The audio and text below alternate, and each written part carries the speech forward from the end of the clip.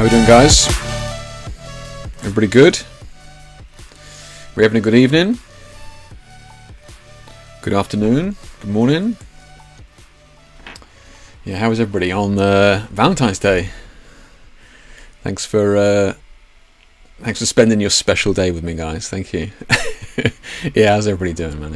How is everybody? How's everybody's Tuesday going? Let's have a look. Who we got in chat? Let's have a look. Vlad, how you doing, mate? Glad you could make it. I know you missed the last couple, Vlad, right? Simon, my goodness, it's been a while, mate. It has been a long time. How have you been, buddy? Glad you made it. I know you said you were going to try to, so yeah, that's all good. What have you been up to? You been taking a bunch of pictures, or you been chilling out, trying something else? Sailing, maybe? Getting into a bit of golf? You thought, you know what? AI looks like an easy win. Let's get back into the photography world. Dave, how you doing, mate? Sort this chat box out. Ryan, oh, you're Rotolite Pros, EOS Pros, right? George, how you doing, mate? Danny, Annie, oh my god, we got all the greats in tonight. What an absolute crew. I mean, all it took was Valentine's Day to get us all together, and wow, what a magical moment. Let's get this chat box sorted out.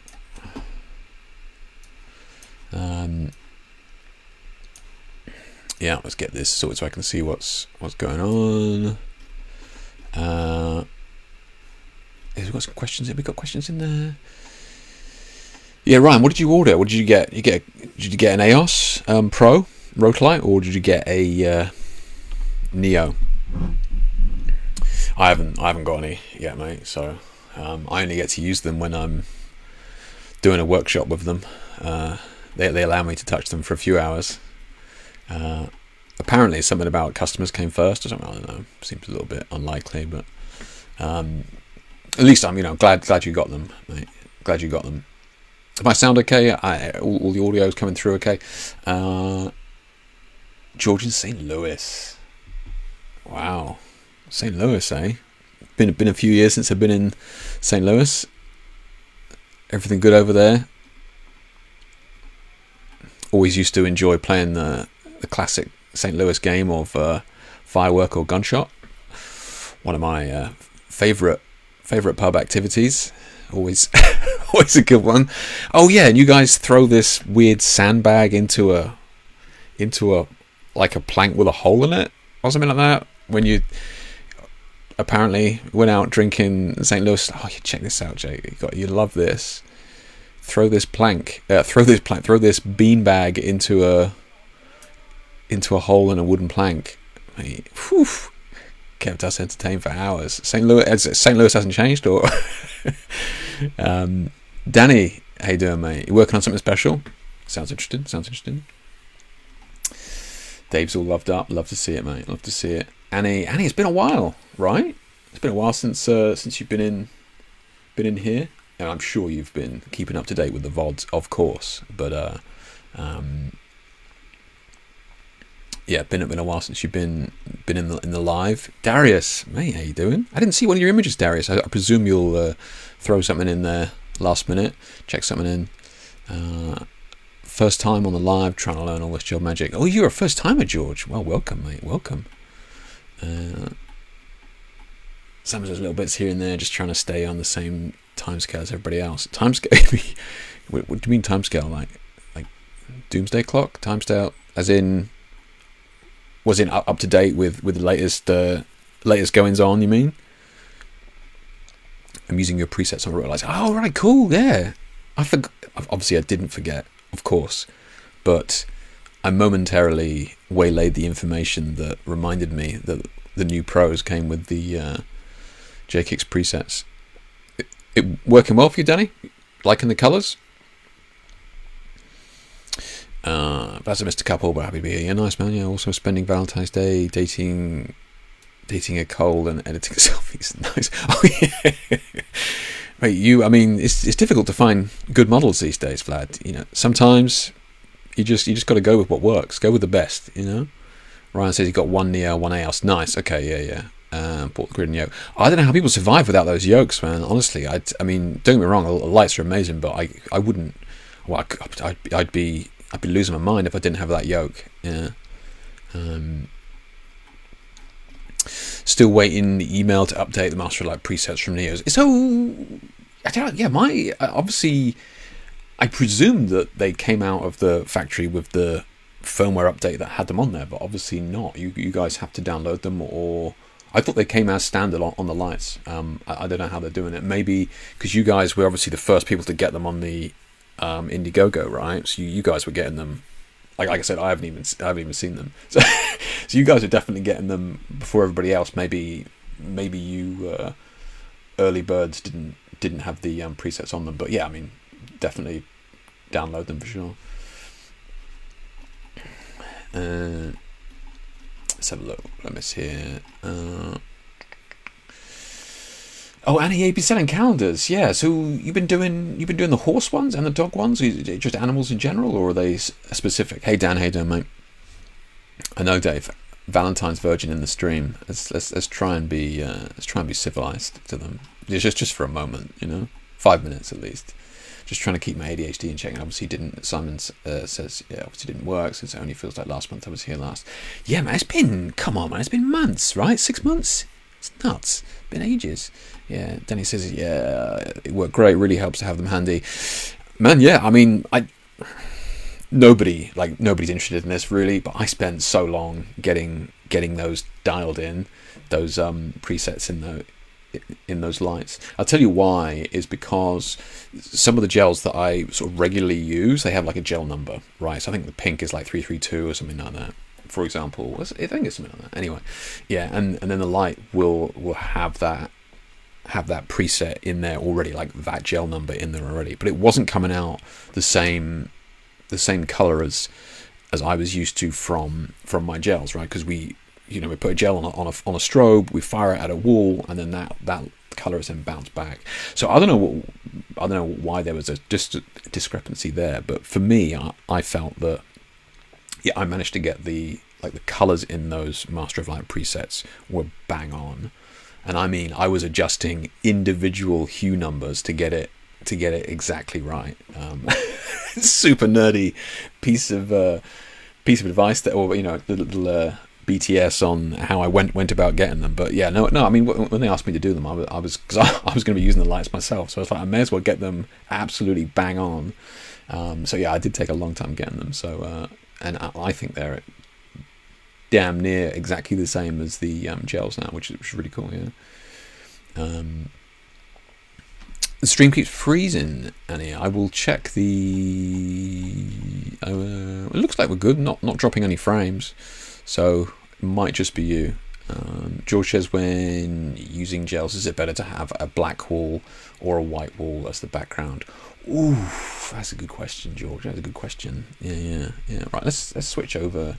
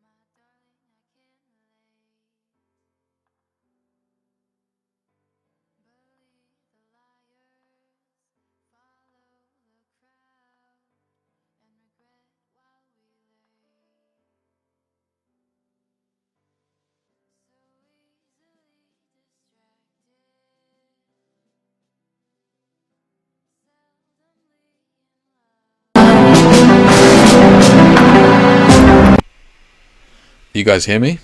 Shit. Sorry. If there's anybody left, I apologize. Yeah. Shit. That was when I switched scenes. So I changed microphones, so I plugged it in, and I had to update it. That's super annoying. What was the last thing I said? Basically, oh yeah, I was saying about the gels, super expensive during COVID and lockdown because nobody was using them anymore for like video for film, right? So during lockdown and COVID and that sort of thing, they all locked down. So the films weren't being made, so less gels were being made, and also the fact that a lot of people are shifting to LEDs as well. So not only are we not using the gels with the film industry and that sort of thing during lockdown and COVID, but also the the switch to LEDs and gels not being used in general. I think I also said that like 90% of gel usage is all from film, right? It's like stills is such a minuscule amount for the gel companies. So one of the reasons, coming back to Simon's story about the stickers on the packs without the numbers on, one of the ways we got around to try and reduce the cost of them was to cut the gels from larger sheets. As a result of that, sadly, it meant that the stickers went on them. But yeah, like you, I write them on there as well. Yeah, which is super annoying. Right, okay. Yeah, sorry about the muting, guys. That was absolutely my fault. Switching scenes, and yeah, super annoying. That is, yeah. What did I get to? Shit, man, this is what I get for not checking chat often enough. Yeah. Oh Christ! Professional streamer. Yeah. I wish you guys had said something. Right? It's just no point in me sat here talking to myself. You guys need to say something. Yeah. You guys.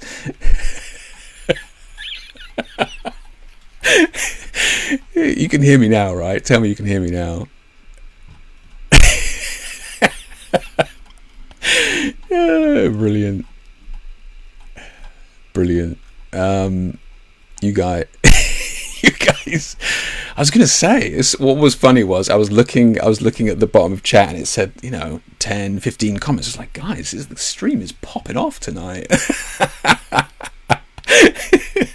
Brilliant. I was like, God, it's going to take me ages to get through these comments. Right. Well, I don't know what we got to. We're talking about Annie's amazing calendars, the gels. I don't think we missed anything else. Yeah. I thank you, Simon. I'm sure I did see. You mean you can't hear me? You can hear me, right? You can hear me now. Yeah. I think I did get your message, Simon. Thank you. Yeah. Thank you. I did see that, and I was like, oh, that's annoying. Oh Christ! You didn't get to talk about the white wall or black wall? You kidding me? Shit. Right. Right. How long have I not been talking about that? Christ alive. So the black wall or white wall was never use a black wall. Okay. Some people recommend using a grey wall when they're using gels. Don't do that. Use a white wall. If you're stuck, think about lights and color gels as a watercolor, right? So you wouldn't use grey paper with watercolor paints, right? You wouldn't you wouldn't start using yellow, for example, like yellow watercolor on grey paper. It's just going to look terrible, right? So think about colored light as watercolor paints. I think some people think of colored light like oil paint, right? So you can have a black canvas and use oil paint and you can see it, but with watercolor you can't. It just washes out. So never use grey. The internet myth that has come about from this is, I think if you're using a light meter with gels, then it's light meters tend to overexpose it because it's just light meters just seeing in grey. Yeah. So the one thing that the grey background does is it kind of tricks the exposure, so it's darkening it down by like 2 stops. So yeah, I would just I would always use white. I would never ever use grey. The only time I've kind of used grey was if I'm trying to do something very dark. And this one comes to mind because I know that I use grey on this one for a vignette specifically, right? I mean, this isn't gels, but this is like a dark, very very dark grey with just white popped behind. So like that's really the only times where I'm using greys. I'm using dark greys here for for these shoots. So I don't use black. The reason I don't use black is because like, if somebody's wearing black clothing, right, I still want there to be, this is grey, but I still want there to be separation between my subject and my background. So if this was pure black behind, she would get lost, where this is dark grey, so you just get a hint of light coming through. So I don't even know when the last time I used like a pure black background. If I wanted to use pure black, I would use black velvet or something. Yeah. Right.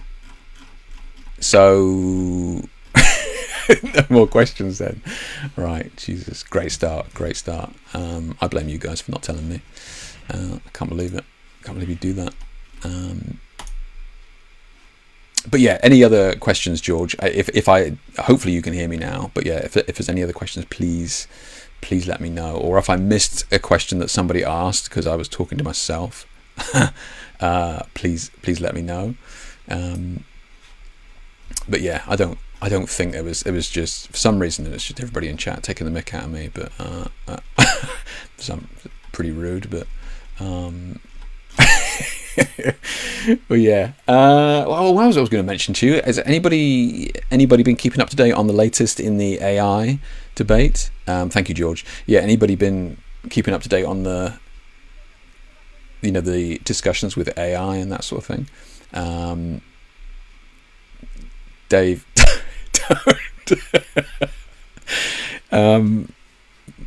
it's been nuts.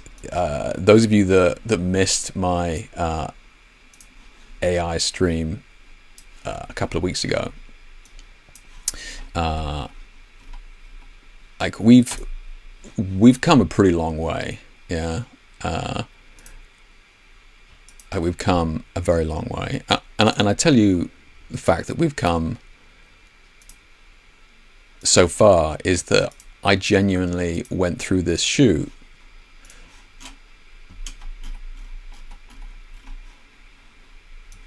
and I didn't even know until the end. Honestly, I didn't know. So there isn't anything sadder than today than a single woman, but these women are not sad. They are simply weary after a festive performance in honor of all lovers, and in general they don't exist, style and makeup artists. So the whole photo shoot was done by me and AI. Like, it's nuts, right? It's just crazy. I honestly didn't know. Now, I was like the first image came up, and I was like, kind of weird, because I was like, oh my god, almost in my head I said, oh, that almost looks AI because those cheekbones are so ridiculous. But everybody's moaning about hands and stuff with AI. Hands are pretty good, right? Hands have definitely come a long way. I find it funny, with like the depth of field and that sort of thing, and mirrors. It's kind of gets some of the, like, because this is a mirror, and then like she's facing the wrong way, and this mirror is kind of weird. Now, the only way that I've been able to tell with a lot of these is like the catch lights are a bit off. But only super nerds like us would even spot that. So yeah, Tim Tadder is, again, you guys know Tim Tadder's work, very very famous.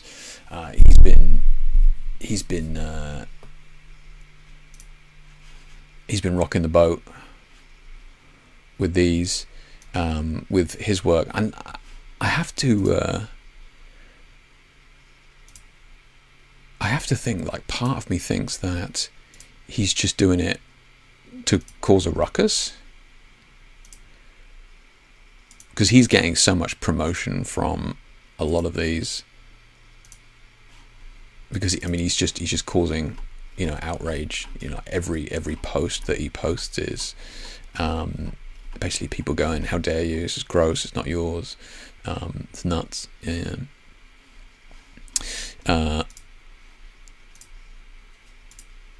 yeah, it's like the AI conversation is, has come a very, very long way compared to what we were all talking about here 6 months ago, right?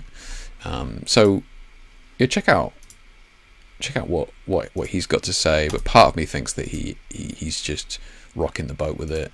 I wonder if he'll keep these images in his portfolio, right? I mean, what does that even mean anymore? I guess I'm old school with my approach to what a portfolio is, but maybe there is no such thing anymore. We just share images online, and that's that. But he's put some of these sets of images on his Behance portfolio and that sort of thing. I wonder how long they'll stay there, because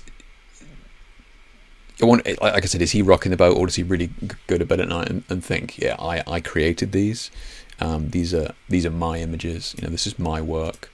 I don't know. Is anybody in here using AI at the moment? Is anybody using it? Has anybody played around with it? Is anybody wanting to use AI and take it further? As in, yeah, I'm absolutely loving it. This is a discussion, by the way. I'm not going to call you out or anything. I'm just genuinely interested, because, like, if anybody's using it and going, this is a skill, this is a tool that I want to put in my toolbox and try and find a way to sell it to my clients. Yeah, I'd be curious why you want to. Like, what is it that draws you to it? Because for me, it was a bit of fun. Typing in Darth Vader in rainbow outfit, but there's no creation there for me personally. Yeah.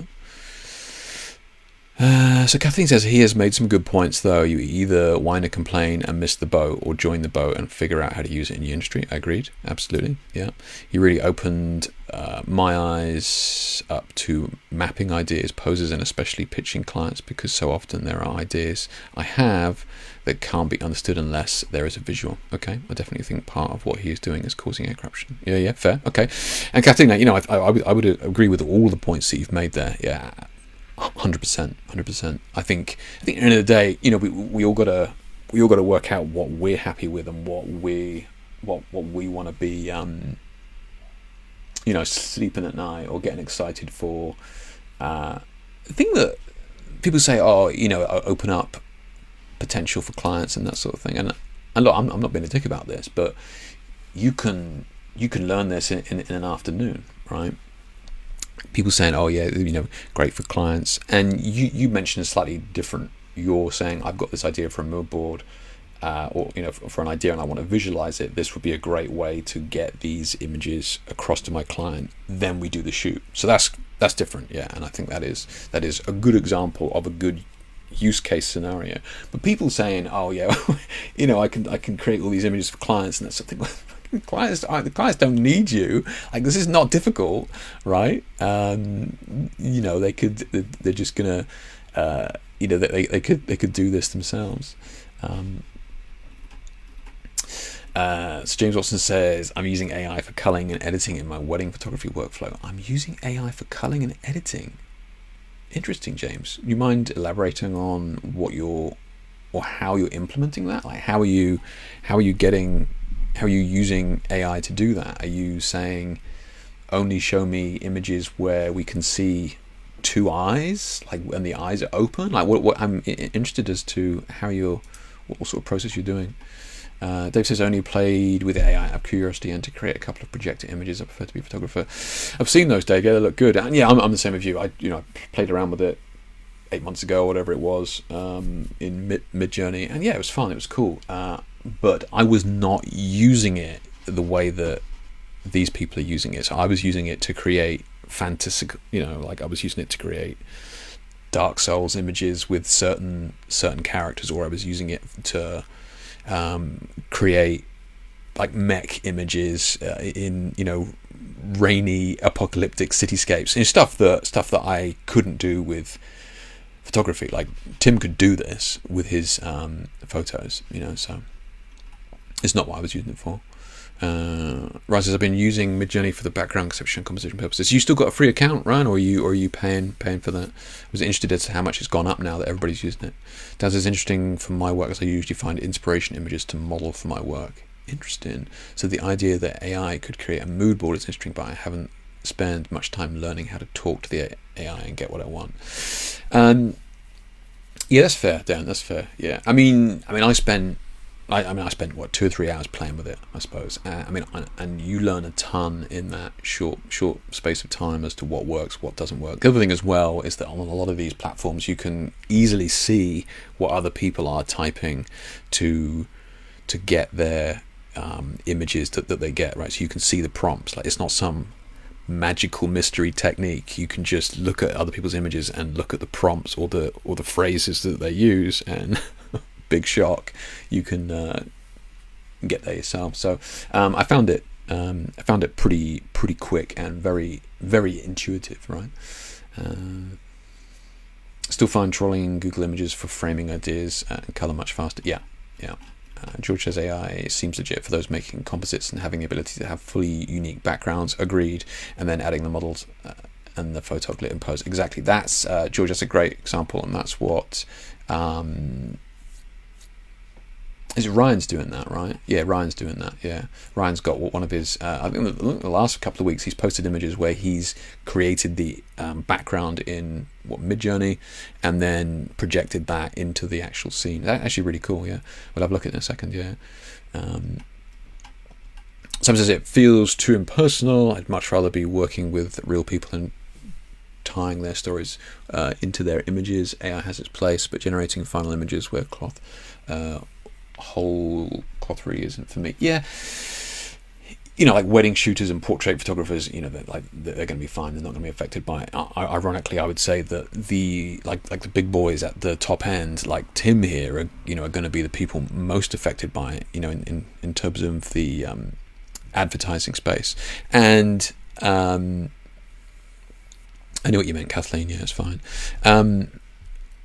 Yeah, I think it's going to affect the advertising circuit the most, or we're going to see the most flex with it there. And one of the reasons for that is 10-15 years ago, we would be called in, as in photographers would be called in to do a spring summer collection, right? And then it would be autumn winter collection, and you take a series of images that would be what I don't know, 20-30 images, something like that, maybe for a long period, but you're all doing it in one day, maybe two. Okay, and then those images that client would use for months. It's just not the case now. It's so much about quantity, not quality, right? If a company can put out several adverts, several completely unique adverts a day, it's going to have so much more impact than the same image going, or the same series of images going out over a period of months, which is kind of what it used to be. So AI is going to bring volume, just huge volume. Last week when we spoke about it, there was a guy. His account was, I don't know, latex models on Mars or something like that, right? And he was putting out 10 amazing images a day. There's just no way that a photographer can keep up with that level of imagery just being spat out. Tim is just knocking these out every other day. These are major campaigns that would take weeks, if not months, to plan ordinarily, and he's just knocking these out in an afternoon. So in an era where content is king, and it has been for such a long time, AI is just able to give us such a huge volume of work. James says there are a few new pieces of software I'm using Aftershoot. I have not heard of that. Interesting, James. Thank you for that. I'll have a look. Yeah, interesting. Not heard. Kathleen says exactly how I'm thinking it can be a game changer in positive ways. Still learn further art. I think it's referring to the backgrounds and stuff. James says, yes, for culling, you are setting up guides for how you want it to cull. Eyes open, blurry images, and duplicate detection based on machine learning. God damn, that's nuts. I mean, because I mean, it's been a long time since I shot a wedding. It was like 20 plus years ago, and then I was shooting it on film.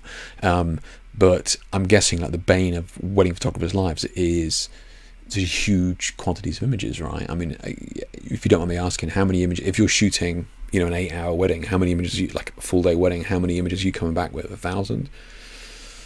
500? 2,000? I know everybody's different, but yeah. So Ryan says he's still paying, still the $10 and $30 So the price hasn't gone up then, Ryan. Interesting. Okay, I felt sure it was going to go up. Yeah. After shoot has just started edits, but Imagine AI has been doing it for about a year, learning your profile by uploading 5,000 plus editing images, learns your editing style and then edits images accordingly. Well, mate, thank you very much for sharing that. Yeah, I was not aware. Interesting. Yeah. Simon says they've got to solve the copyright issue first. The AI images Tim has produced are currently ambiguous, and in theory nobody else has copy and repost to modify them. Yeah, this is exactly what we were the previous stream was dedicated to this, that we're in this era at the moment where the law cannot keep up with the technology, right? Simon raises a good point. Like, Tim is spitting out these images, and does he own them, right? The argument is that no, he doesn't. Firstly, to use, I mean, all the AI softwares that I've seen, if you use their software, then you have to sign away the fact that yes, you can use the image and it's yours, but so can everybody else use the image. And the copyright law itself is still fairly dated. And an example that I brought up last week was the fact that a few years ago there was a wildlife photographer who had an image where the monkey, chimpanzee or whatever looked like he'd taken a selfie, right? So he's taken a picture with the camera and like the monkey is taking the picture. And obviously it was an amazing image, everybody was starting to use it, and the photographer was trying to take these guys to court, going, look, it's my image, it's copyright, you can't use it. Now legally it came down that when he took it to court, the court came down on the fact that, I'm sorry, you don't own that image, because legally it has to be taken by a human, and the monkey took the picture, so you do not own that image. That's the way that court settlement came down years ago. And the bottom line is, it's a human that takes the picture. So the other thing is with this, photorealistic imagery or whatever you want to call it, so these aren't Tim's images. He can sell them, but he cannot sell exclusivity because anybody can use that image. So I wonder, like if you just boom, save images, like how far can it be taken? And I think until that gets sorted out, as soon as it does get sorted out, I think ad agencies and that sort of thing will be all over that, because it's just easy. And at the moment we have no way of knowing which image is AI and which isn't. We're hearing more and more of AI images winning photo competitions, right? And for the most part, I think a lot of people are trying to be cheeky and get away with it and sort of troll the competition, and there are people who are being sort of cheeky with it and vindictive and trying to get away with it.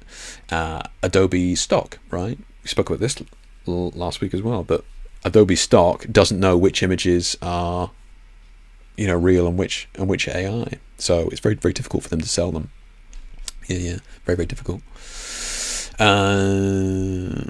Clothing companies now using tagged images from Instagram websites now. I had a request from a large alternative clothing company asking if they could use images on my wife's Insta for their website for exposure, of course. Yeah. So clothing companies now using tagged images for Instagram websites. So, I mean, they're checking, I suppose, for if they're able to use it. I wonder whether they're buying them or not. Yeah. So James is answering the question about his weddings. He says he shot a big Asian wedding at the weekend, over 10,000 images. Yeah, those Asian weddings go on for practically days though, right? Yeah, 5,000 images, yeah. Delivering between 150 200 images per hour at a wedding. Jeez, mate, you are working your ass off, mate. No wonder you use AI to go through those. That's nuts. Yeah. So Vlad says something interesting here. Vlad says, I'm using AI to generate my photo description on IG. Are you using Chat GPT or something? Yeah, I think somebody came in and showed me how powerful that was. Yeah. Yeah. Crazy times though, guys. Yeah. Crazy times. Right, let's have a look at your images. Let's have a look at some of these, see what we got going on. So yeah, I mean, I don't know whether you want to go and follow Tim's work. Part of me thinks that he is just trying to start fires. It is what it is.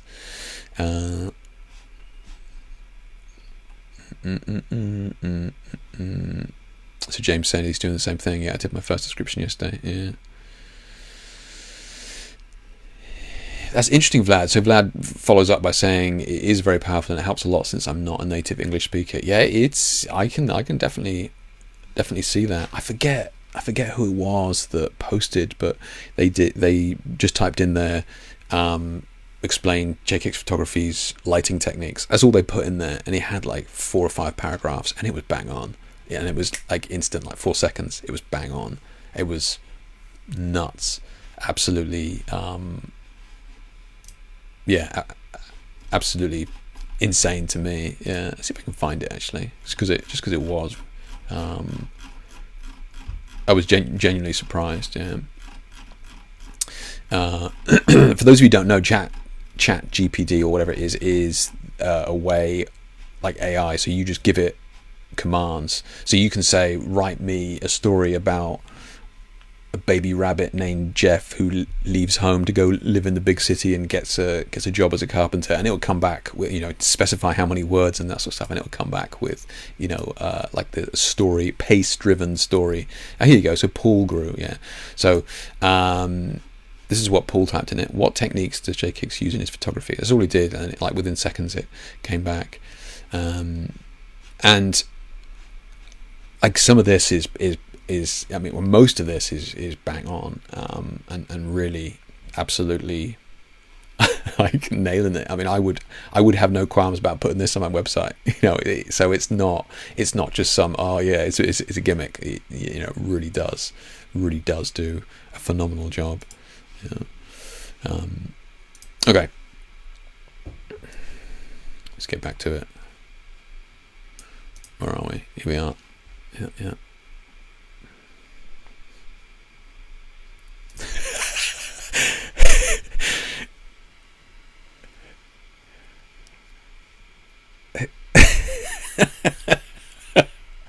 That's brilliant, Bad. Brilliant.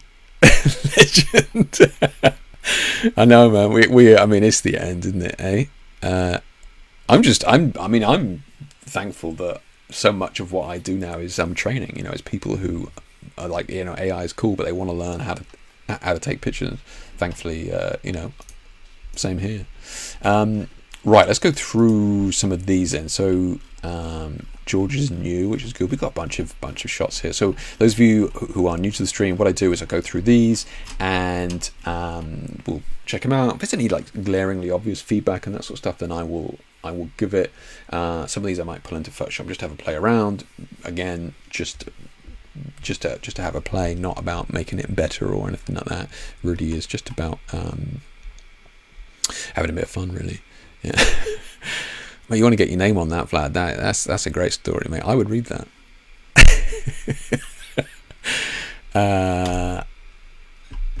Right, so George says, first time posting here and doing what I did in this session. I used one projector for the background. Cool. And a 24-inch softbox camera left with a blue gel light like the model ISO 2000 f4. This is actually... So when I was looking at this, George, I'll be honest, my first reaction was I did not think that was a projected image. Kind of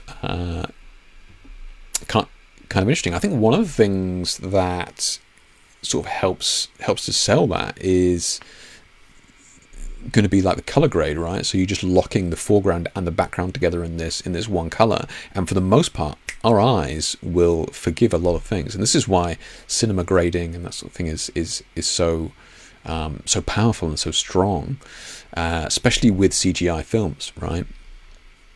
having a very powerful color grade means that you're not too worried about sort of minor color discrepancies between the subject and the background. You can just lock them all together with this color grade, and I find this interesting as to how powerful that is here, because when I was looking at this I read the projected, but up until that point I did not realize that was a fake background.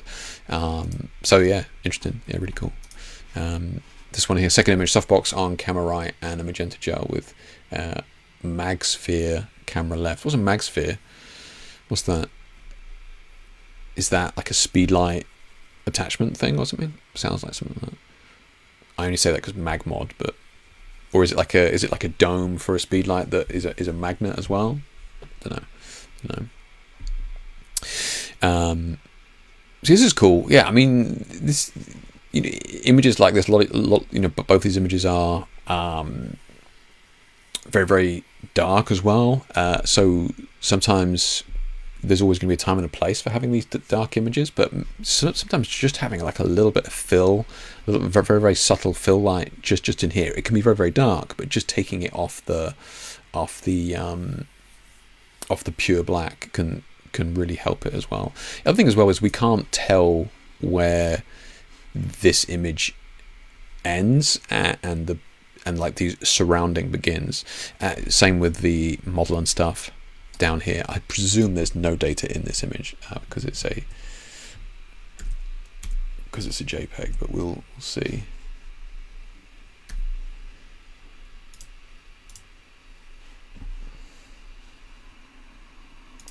I was just curious as to. I don't think there's going to be anything in there. Oh, there is. So okay.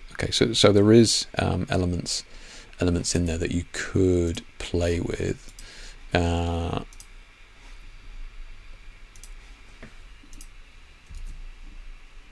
So all at the moment, what this mask is doing is it's just showing us the dark areas, but that is all of the dark areas. So I was just trying to lift some of these shadows.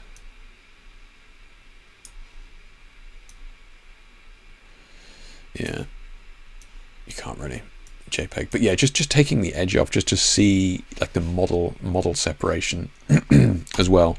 And that also helps with this sort of situation here, where we can't tell where the image ends. Yeah. So even a little hack like that, which is just to raise the black point slightly, so it's not quite pure black. You don't even need to go as much as that. You could do less than that. Just to take the edge off that pure black. Yeah.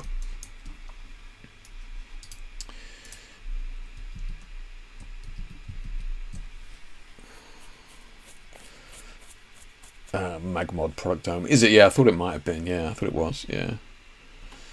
For speedlights, right? Those Magmod guys must make some money, eh? Christ, so many people spend money on those. So Sam's up next here. We got Shot at Home with wallpaper background from B&Q. Love it. Those of you outside of the UK, B&Q is just a DIY store here. Shot with 2 LED panels either side of the model with a softbox hanging overhead to catch the light on the face.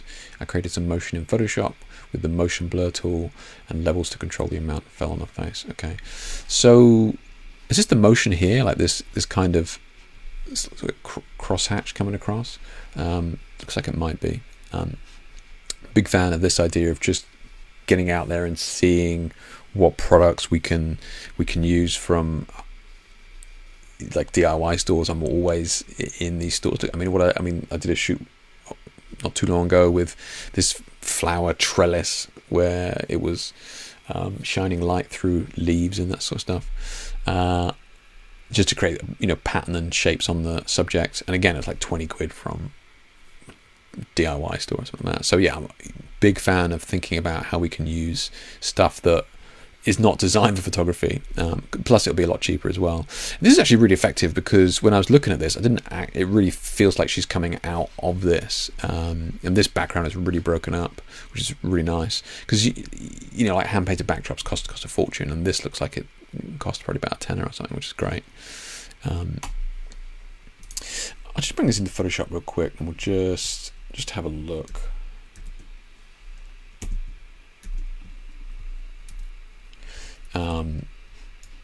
One thing that I'm always really wary of with wary is a bit strong, but conscious of when it comes to color gels and that sort of thing is dominant and recessive colors and how we can use that to our advantage.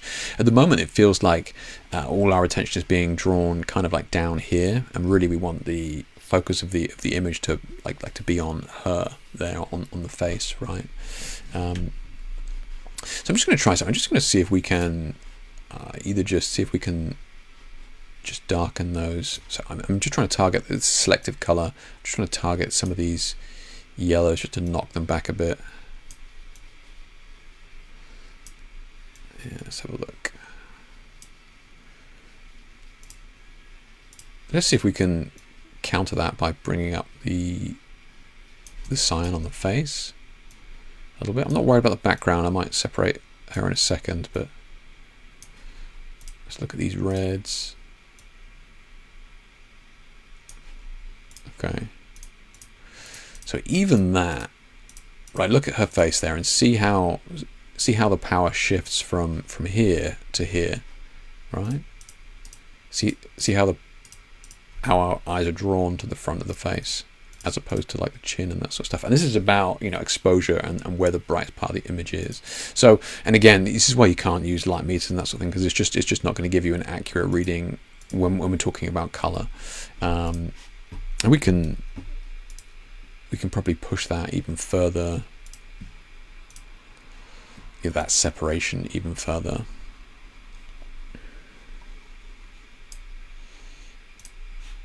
Let's put that there. So at the moment, what I've done is just mask her out. I just want to see if we can knock that background back a little bit.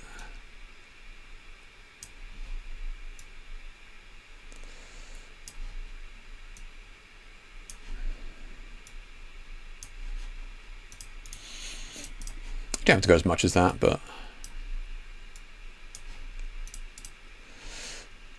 the main thing I wanted to look at there was that shift in focus between where our eyes are drawn to. Our eyes are drawn to the brightest part of the image, and that applies to color as well. So you can see how, I would still probably darken down the shoulder a little bit, but you can see even me just doing that real quick with selective color, brightening up the blues, darkening the yellows, has changed the shift of focus as to where we actually look. Yeah.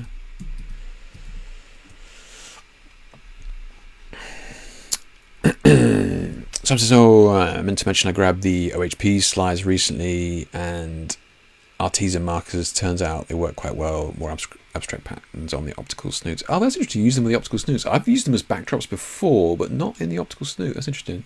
Yeah, the OHP, which stands for overhead projector for anybody born after the year 2000. Acetates also cause some potentially interesting caustics there, which may be thicker than the mylar. Interesting. So you are actually managing to get some... you got my attention now, Simon. Okay, so you're getting... Caustics, for those of you who don't know, is like the pattern that you get on the bottom of a swimming pool when sun comes through it. It's the dappling effect that you get from sun passing through denser than air objects like a swimming pool, water in a glass, that sort of thing. It's called caustics. So Simon's saying here that the OHP acetates also cause some potentially interesting caustics while being much thicker than the mylar. Really? Be very interested in that, Simon. Yeah, that is. I'm always on the lookout for that sort of thing. Very cool. Very cool.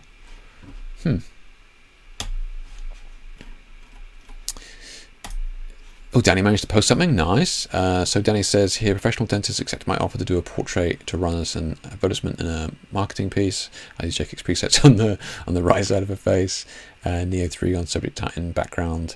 Okay, cool. Okay. Nicely done, Danny. Yeah, nicely done. And good work on getting dentists to say yes and that sort of thing, because it's all about having images in your portfolio to then take to future clients and go, look, I've done corporate headshots and that sort of thing in the past for people. This is what I can do for you. So yeah, this is so we've got a couple of things going here as well. Just watch this brightness here, because not only is it bright, but it's bright on the right hand side of the image, so our eyes are definitely being drawn to that. So just watch this brightness area here.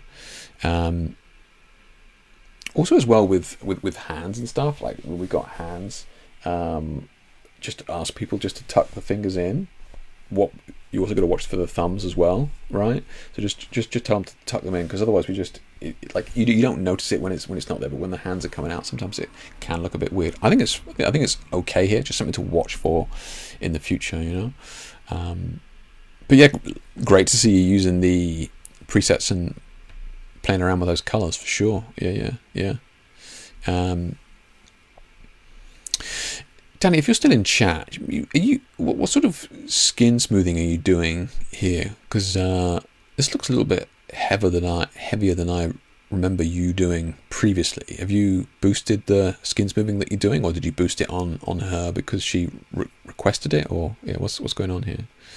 Let me read this setup again. I'm just looking at the shadows and stuff here. So I used the presets on the right side of her face, 2 Neo 3 on subject.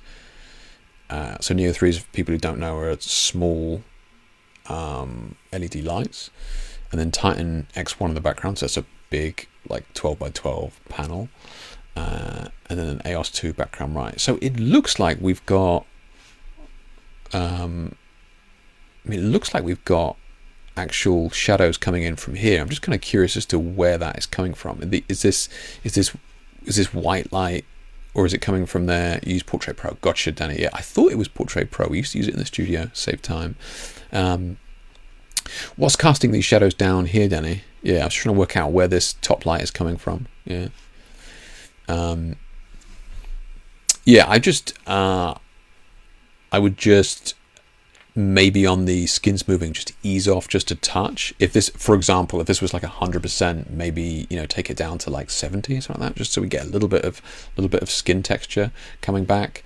Like I said, we used to use Portrait Pro a little bit in the studio to save time on proofs and that sort of thing. So yeah, I know it can be a bit strong. Yeah, had a hair light in behind as well. So this is the hairlight, or is this the hairlight on camera left, creating this white thing here? Either way, love the colors. Yeah, really cool colors. Yeah, nicely done. So Kuba here said I did it with just a silver umbrella and a blue light from above, harsh light on the other side with pink gel. Yeah. Danny says both sides. Okay, it was both sides. Okay, I thought it was the pink on that side. Okay, that makes sense. So Kuba said I did it with silver umbrella, blue light from above, and harsh light on the other side with pink gel. Okay, blue light from above, which is this one, and then a harsh light on the other side with a pink gel. Okay, so I think what he's saying is the silver umbrella had the blue light, and then the pink light didn't have any modifier, so that's why it's maybe coming in a little bit hot. Where's my paintbrush? Where is my paintbrush?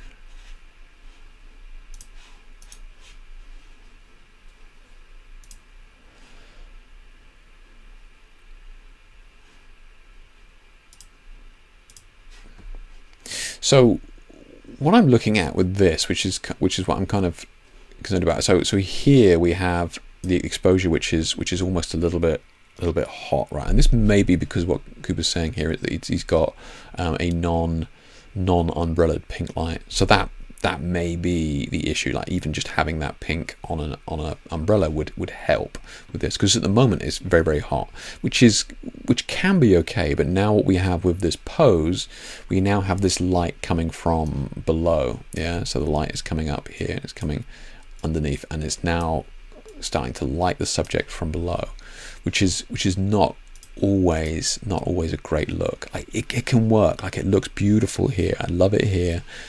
Strong directional light can work really well on textured fabric, denim, leather, that sort of thing can work really well.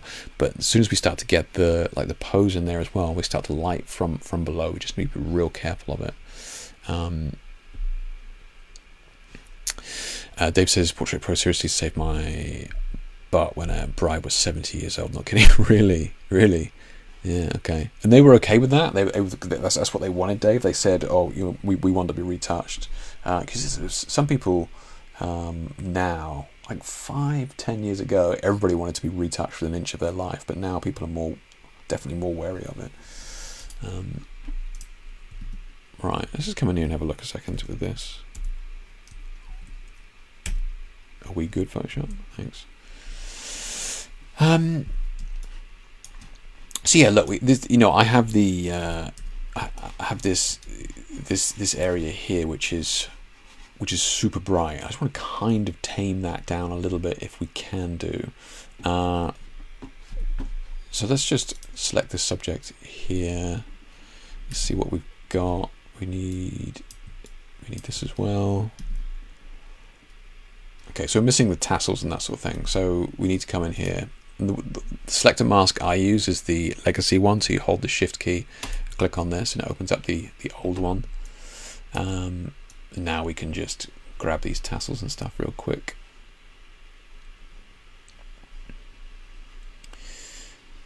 The trick with this is to do it in one mouse movement. So I've only clicked once. Yeah.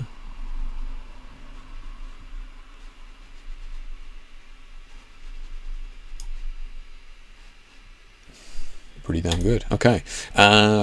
Cool. Right. So we've got our mask. Yeah. That's cool.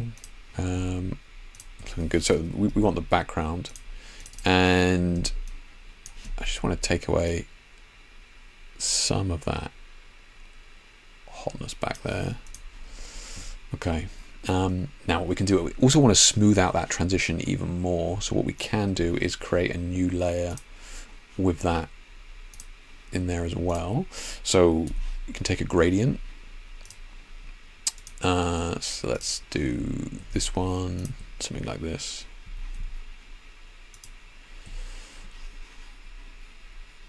I'll just drag that across. It's okay. Let's try this. So if you grab something from the... In fact, let's just take that all the way across.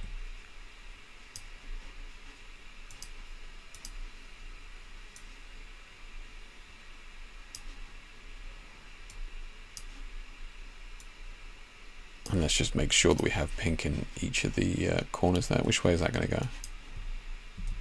I guess that's a lot better. A lot better. Okay. That's a lot smoother. So that's the basis of the background, right? Now, at the moment, we want to be careful because this is just pure paint. Like there's no noise or grain in there. So we kind of want to just take the edge off that. So we come here to filter noise, add noise. I'm just going to use 2, but you'll need to change it based on the size of your actual image.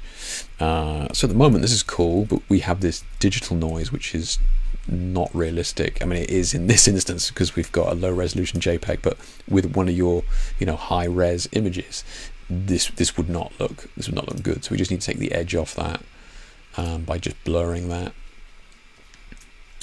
And again, this will depend on the size of your image, but yeah, so I'll just take the edge off, and now we can reduce the opacity of that, and that will help a little bit. Okay. One thing as well is what you can try is to have even more focus, like a vignette, but rather than what I see, like a lot of people doing is they'll just take a something like this, right? And then this is one way you can do it. See, at the moment, that's obviously going to be pretty harsh, right? But don't forget that we can come in here in the properties of this.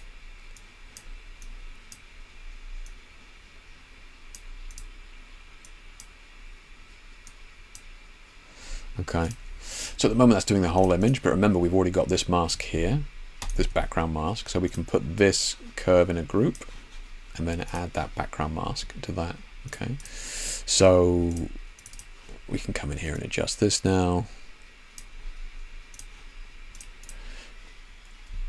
and this is again about bringing your subject forward, visually bringing them forward, and making sure that background isn't so bright that it's drawing our attention, because this is where our eyes are going again as well. Us in the West, we read from left to right as well, so our eyes naturally just want to shoot out the right hand side of every image. So we've got to be real careful. Mentioned it about Danny's image a minute ago, where we had that very bright spot on the right hand side. Got to be very, very careful of that. So we can dial that back. Okay. Another technique that you can use for vignettes, which is one that I kind of like, is, let's just do a brand new one here a second. And I made this sort of textured brush.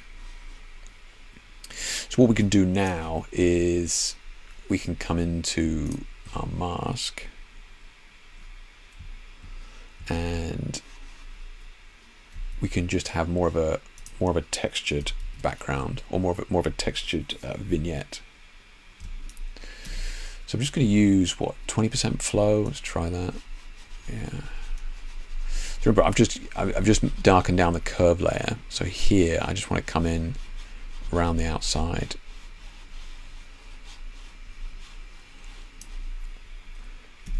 And maybe I'll just take the flow down even more.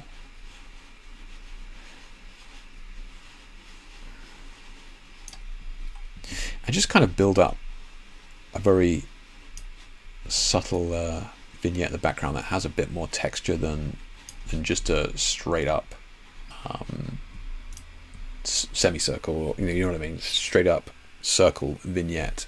So this is going to be able to just give it a little bit more of an organic vignette. Yeah. So just using like a texture brush. And again, we need to make sure that we've put her in the group, right? So let's create a group, add a mask, and then we make sure that this is in there, so that vignette mask isn't affecting her. Again, I actually think I prefer that vignette to this one. This one is very clinical, and this one is certainly a little bit more organic feeling. Okay. Very cool shot though. Yeah, very cool shot. Yeah, excellent. Oh, you're in here, Kuba. Nice. Sorry, I didn't see you come in. Sorry, man. So Dave's talking about his wedding. Bridezilla wanted to look 30, ended up explaining I was a photographer, not a plastic surgeon. Politely, of course. Jesus Christ. Nearly jacked weddings altogether after that gig. Yeah, only takes one, man. Only takes one. But yeah, so she was not growing old gracefully. Yeah. It's tough, man. It's tough. I mean, I spent nearly 10 years working in a very busy studio doing portraits, and at the time it was like, Photoshop. Everybody was like anti-Photoshop. I never had a single person that came through that studio that was like, don't Photoshop me. Everybody wants it, but doesn't want to be told that they're getting it done, right? So we would always phrase it as, what do we say? Sometimes we would do a lot of Photoshop, but we wouldn't say that we had. We would just say, look, I'll keep it natural. I'll just keep the Photoshop so that you look like you would on your best day, for example, right? Or, so you basically lying to them, you're photoshopping the hell out of them, and then tell them, no, you look that good. Yeah, Cooper, thanks for sharing that. A really, really cool shot. I love that color combination as well. The colors are bang on in terms of that nice blue and vibrant pink. It's really, really good. Yeah, really, really nice.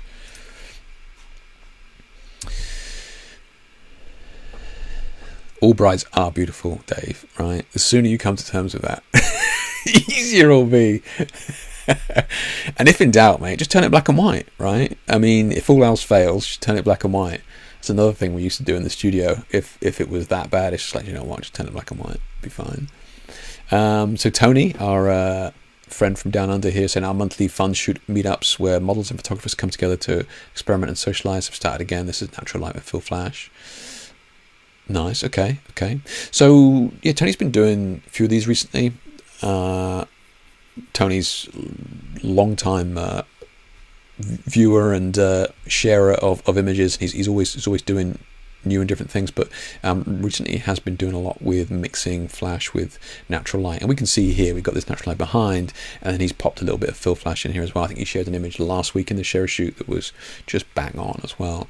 And I think it can be trickier than people think to get that perfect balance between daylight and flash, because like one style is to do the American senior portrait style, okay, which is a little bit McDonald's in terms of photography, where it's like dark background and then poof, just a massive like 90 centimeter softbox in the face. So like the daylight behind is 4 stops darker, and the and the flash on the front is nice and bright. So that's one way to do it. But what Tony's doing here is he's trying to get that balance just right. Oh, Dave, mate, you just got shadow banned because you used a banned word, mate. Sorry. Hey, Lucas, how you doing? No worries, Lucas. Enjoy. Have a good Valentines. Right, let's have a play with Tony's shot here. Let's have a look at some colours here. I hope Tony doesn't mind. Tony's usually fine with me just having a little bit of a play. Let's get rid of that thing. So like daylight images can be a lot of fun to play with in terms of color grading, right? So we can come in here with the channel mixer and see if we can push and pull this around, just having a little bit of fun with it. So Tony's kept it fairly naturalistic. Yeah, he's kept it pretty much as is in terms of color. I'm going to come in and try and just mess around with that a little bit.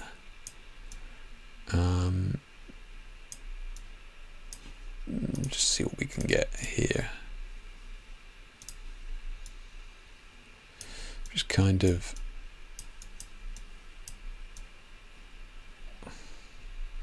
so we can go one way here. Interesting. Okay, yeah, I can live with that.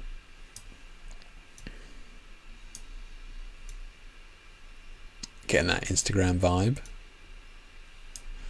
Okay. Let's try. I just want to try something else.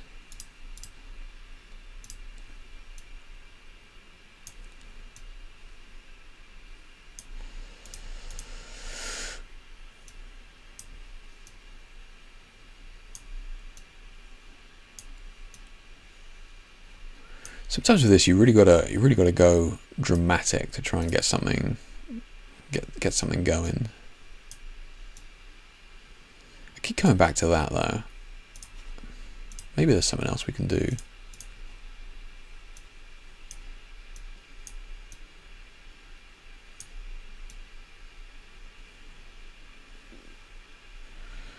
Okay, so we're getting this really like autumnal colours going on back there. Can we bring that back? At the moment, what we could do is we could change this to luminosity, the colour even. So that means it's going to be less effective with our colours. Let's have a look here. So let's see.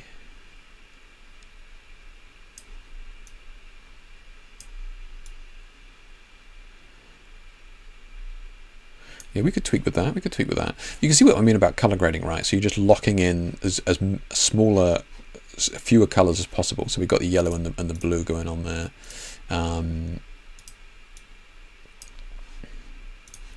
Let's see if we can get that.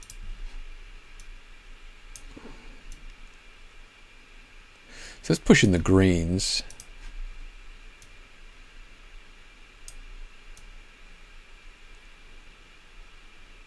That's interesting.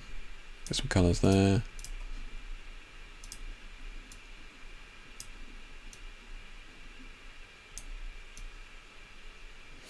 Okay. Yeah, we're getting some nice. Yeah. Okay. Interesting. Oh yeah. That's getting good.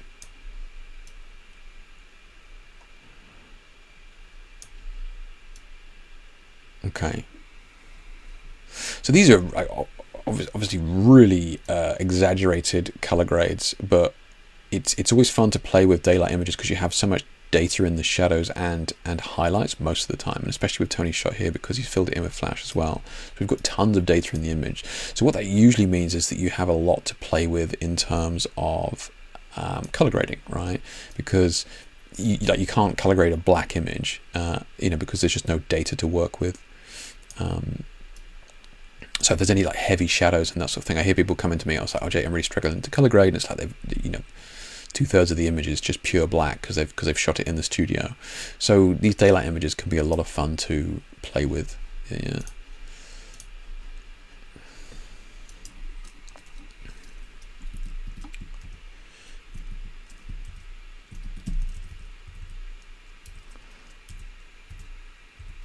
Huh. Okay. I'm not against that. That's actually pretty nice. Yeah, let's try one more. There's something that we could do with the blue channel. Maybe. What if I can strip out that green as much as possible?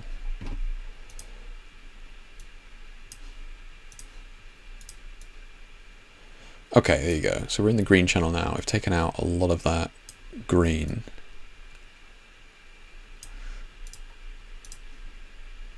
Let's tweak this. So just come in and... Okay, yeah. So that's more of it. That's like a darker version of what we were working with earlier on. But this channel mixer is so powerful. It's just channel mixer that just in here, so powerful for coloring. And yeah, look, if you wanna play, doing a similar thing. I'm not advocating you stealing images off the internet, but if you wanted to play, then Tony's image here is a nice one to play with for natural light shots because you've got very simplistic color tone behind. You've just got very one color behind and then that sort of blue dress in the foreground. Have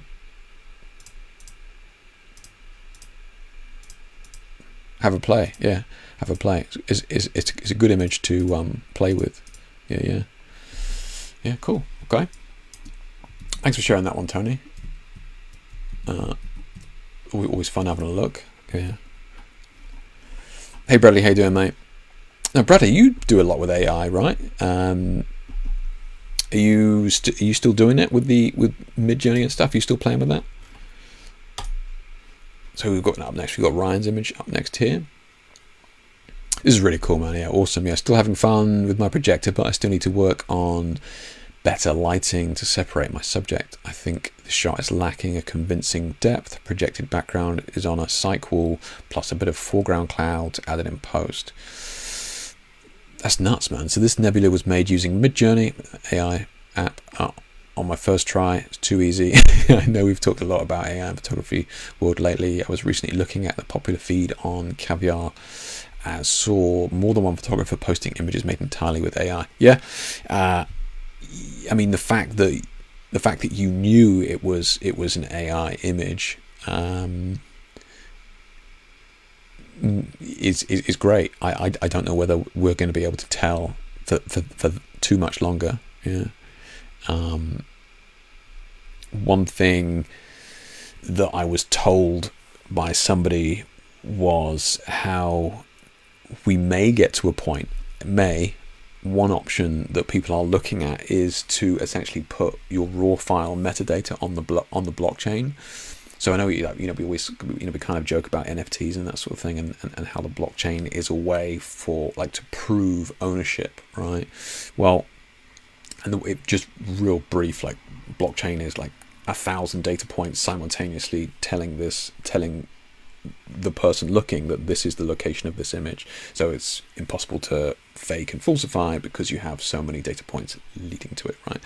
So blockchain, essentially that would be a similar sort of thing with a raw file, that your raw file metadata would be on the blockchain, that you would be able to prove that you owned that file and it was an actual real image as opposed to an AI image. Now that seems ludicrous. I know that seems crazy, like with that is a long way away just because of the amount of processing power that it takes to actually use the blockchain for that. Because you're sourcing all this data from around the world simultaneously, so it takes a lot of power, but it is a way that you could see people being in a situation where they prove ownership of imagery, which is nuts to me. It's crazy. But this is really cool, Ryan, and I love what you've been doing this. I love the fact what you've been playing with this, playing with this idea of trying to incorporate this imagery into your shot. This is incredibly clean, Ryan. Super clean, and I love the fact that we've got a nice little bit of blue glow coming in on this side, which matches the blue on this side of the image. Whether this is done,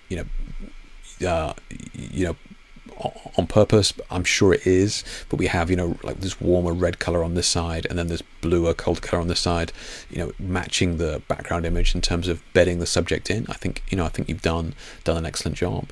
I also like the fact that, and some people don't like this, but I do like the fact that it's like the pool of light is at the top, and then the bottom of the body sort of fades off as well. I think that works nicely. The smoke that you've added here looks legit. It's not overdone. It doesn't look Hammer horror fake or anything like that. I think that it's it's done nicely. Yeah. I mean, the only thing that you could do with this is to try and bake in a grade as well on top of that. So I'm just reading Ryan saying here, you still see small cues in AM, just like earrings not attached yet, or a shirt collar doing something funky, sort of struggles with complex ornate details. Yeah, it does. I mean, what we're looking at here, like it was struggling with the mirror as well. The one thing for me is the catch lights. So the catch lights in AI is,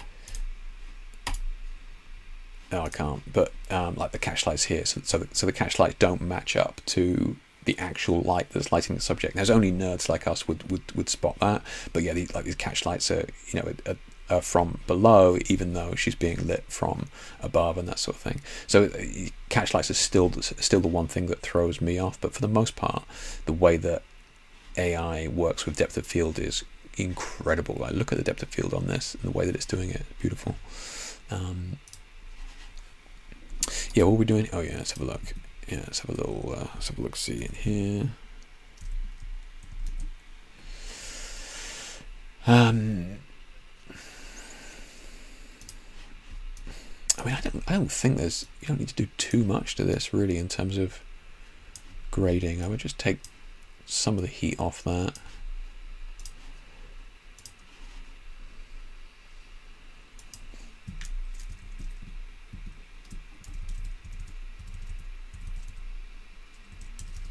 And then just lift this slightly.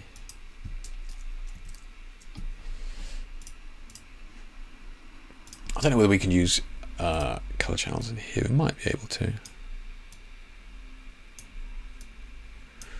I say might be able to. I'm worried about the skin tone. That's all. Just because it's so much red in this image,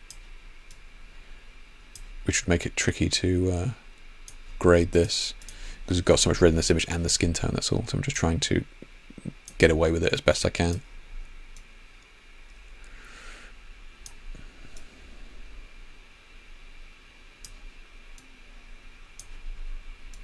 So what I'm always trying to do with a color grade is I'm trying to minimize the amount of colors in the palette while still maintaining like a strong color look.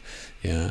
So we can start to see here that what I'm doing is, like, we've got reds down here on the kind of reds-ish on the tights. We've got kind of reds in the hair. We've got these reds in the clouds. So what I'm kind of trying to tie all of those reds into the same group, right?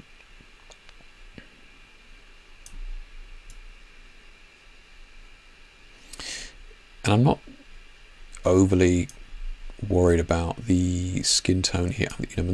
Don't need it to be too accurate because of, the type of shot. I think we can get away with it.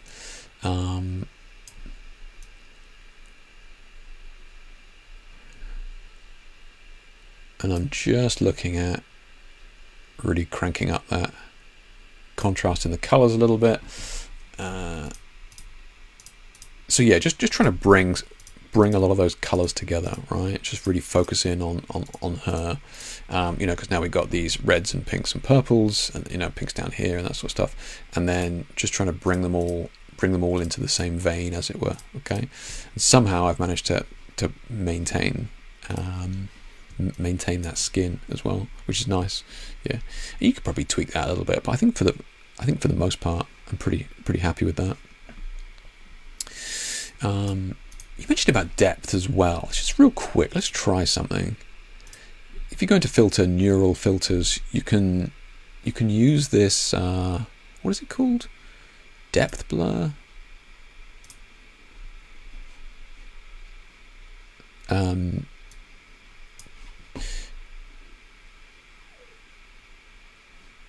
Interesting. Okay. Huh. Okay.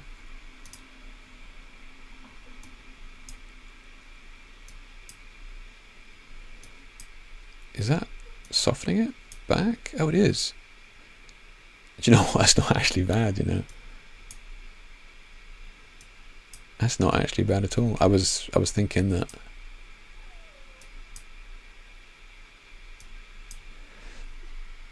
That's actually a lot better than I thought it was going to. This actually managed to separate her pretty damn well. What I was planning on doing is stealing the depth map here, and then doing lens blur myself. But that actually looks pretty damn good. Yeah.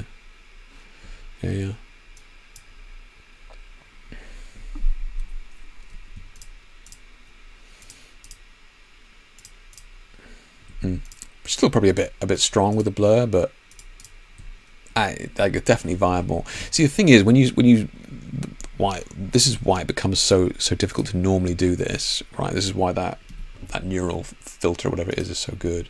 Because if you were to normally do this, let's just do that. Let's just do this really roughly. Okay, so that is grossly rough, but.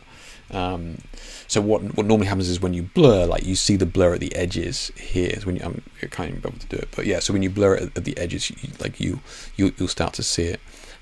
Whereas this cuts them out. Basically, content filler wears the background behind and then blurs it all as well. So it's actually done a really good job of it there. Yeah. I think it was Paul Grew who was in the previous stream.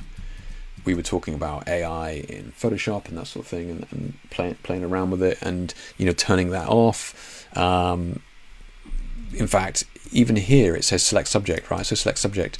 So on device, quicker results, or you can get it to run it through the cloud. Now, Photoshop, if you use it via the cloud, Photoshop is learning the whole time when it's doing that, and you know, so.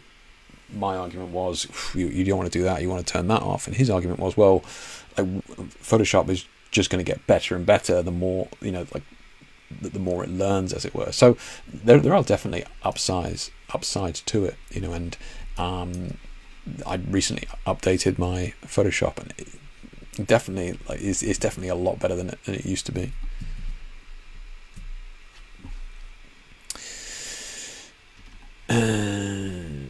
Hey, no worries, Darius. Yeah, take care, buddy. Blue Green was out of the RGB lighting. Yeah, this shot could be the wet dream of a lot of vaporware cyberpunk nerds with a bit of printed on old magazine kind of edit. Yeah, that's so true. Yeah, you could definitely, you know, the color scheme definitely works. Yeah, you're talking about the old like magazine cover where you got some crease overlays and that sort of stuff. Yeah, it'd be spot on.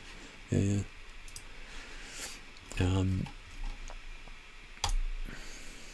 Okay, so Anders is up next here a little bit. Something for Valentine's Day. Standard 3-light setup with a beauty dish with the blue gel in front and 2 silver umbrellas with a magenta gel from behind. Heart is made in post. Unfortunately, I can't be at the live stream tonight. I'm curious about feedback you have. Okay, so let's read that again. So a little something about that. Standard 3-light setup with a beauty dish with blue gel in front. Okay, so he's gelled the beauty dish, and that is what we're seeing here on the front. okay, and then 2 silver umbrellas with magenta gels from behind, okay, which is what we've got on the edges here as well. So we've got nice 2 big pink umbrellas on the sides, and then the blue in the front. Okay, actually really nice gelling a beauty dish like that. Beautiful colors, yeah, really nice, and beautiful light drop off on the face. So if you can be bothered, it can be a bit of a pain for some beauty dishes to gel them, but if you can take the time to do it, it does look really good. So it's one thing I just wanted to mention here, and I think we may have spoken about it before, but it is just how bright some of these key lights can be with gels, and just something for you to think about, Anders. Think about the best way to try and overcome this. So one way we can do is just come in here with the apply image. So you just add a curve adjustment layer, and then come to image, and then apply image. So what this gives us is it gives us a mask here, right? And the mask is the white areas of the mask is what's going to be affected. So in this instance, the brighter areas of this image are going to be affected. So what we can do is we can try and darken down that blue a little bit.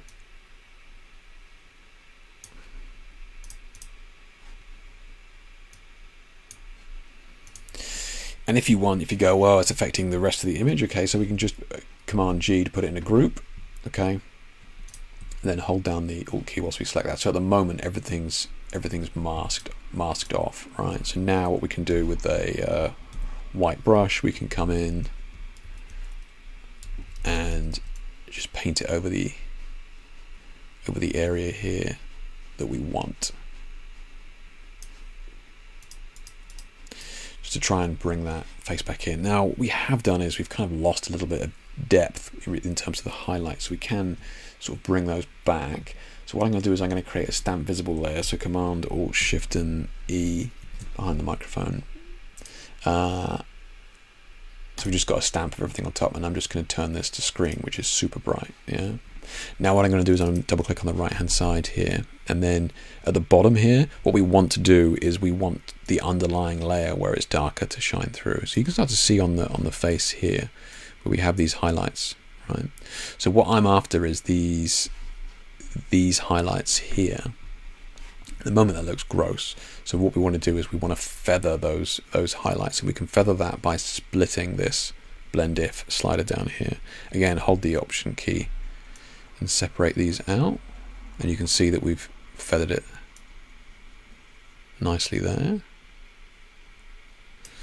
So just looking at that, I don't normally work with a massive light in my eyes, so that's why I'm peering at the screen. Okay, and okay, so again we just want the facial features, right? Facial features. So we're going to do we're just going to mask everything out, and then with our white brush just come and paint those highlights back in.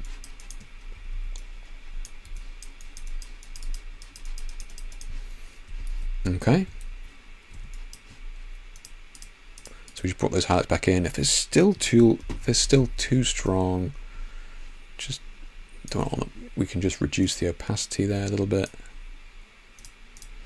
Okay, cool. Now one last thing as well is this is always a pain for me, is just watch these stray highlights that come across. We just want to remove those. I'm just gonna content aware fill, just get rid of that. So just tidies up the lighting on the face a little bit. Okay, so just trying to knock that brightness on her face back a little bit, and if that's if that's still too much, you can always reduce it. But I would say that beauty dish was definitely at least a stop overexposed, or if not, maybe it's not. Maybe it's the raw file. Maybe you are exporting the images too bright. But yeah, I would definitely just ease it back so we can see some of that color without it being blown out.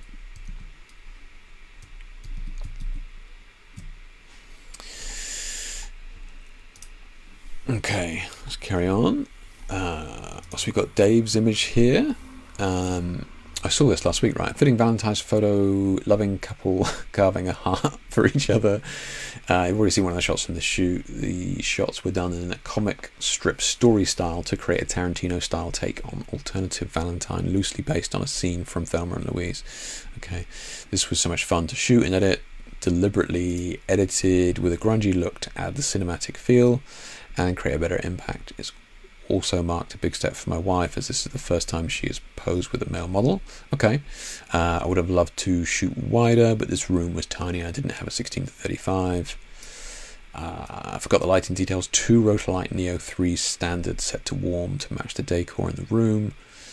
1 Neo 2 to create a little touch of highlights. Fairly long exposure to get the lighting and shadows in without having to add too much light in a small space. Then edited to create grungy, seedy motel look, keeping with the theme. So we got 5.6, 20th of a second. Okay.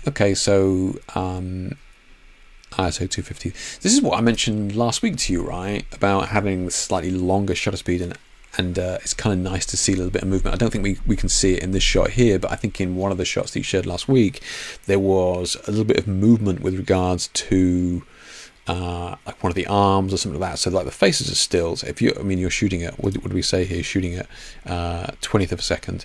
So like for the most part, as long as you're not moving dramatically, you're going to be fairly sharp. But if people are moving their arms or hair is blowing in the wind, you do get this sense of movement, which I really like. And one of the things that I've sort of found that I liked about the LEDs is coming back to that ambient style of lighting, where we are getting just a little bit more of a organic sense of movement coming back to the shots. The other thing I quite liked as well is, you said it here, 2 Rotolite Neo 3 standard set to warm to match the decor. So this is something that I think a huge amount of people overlook, and it is a huge thing to overlook, in that matching the color of the lights to the scene. So for the most part, many of us shooting strobes will just have 5,000 Kelvin strobe or something like that. So it can be fairly cold, and you come into an environment like a hotel room or a restaurant or something like that, and they're using these 5,000 Kelvin strobes, and it's just too stark. One thing that I do like about the Rotolites, and you're mentioning it here, about just setting it to a warmer tone, right? So you warmed up the environment and give it that undertone that sort of is in keeping with the scene that you're trying to create. So, and if you don't have LEDs that you can change the color temperature, then you don't be afraid to play around with Kelvin gels. I've got what are they called, CTOs and CTBs, so color temperature blue and color temperature orange gels, and what they'll do is they'll warm up the light or cool down the light, and you can use half grades or full grades of them just to take the edge off some of your strobes, especially in an organic setting like this. It's different for the studio. You're using color gels. I'm going to shoot 4,500 Kelvin to cool down the image on purpose, but don't be afraid to change that Kelvin, and think about the story that you want to tell with it, like Dave's doing here. Very very cool series, Dave, and had a lot of fun with it, right? And thinking about the processes and having this theory or story in mind before you even picked up the camera, I think is really cool. Yeah. Just flick through the yellow gels and the light till got the one I like. Took around 10 seconds. Yeah, that is the benefit. I'm actually using the Kelvin adjuster on the light, but yeah, you can change the actual gels as well if you want. Like the straw is one that you see used on straw, as in it's just called straw. One that you see used in films a lot.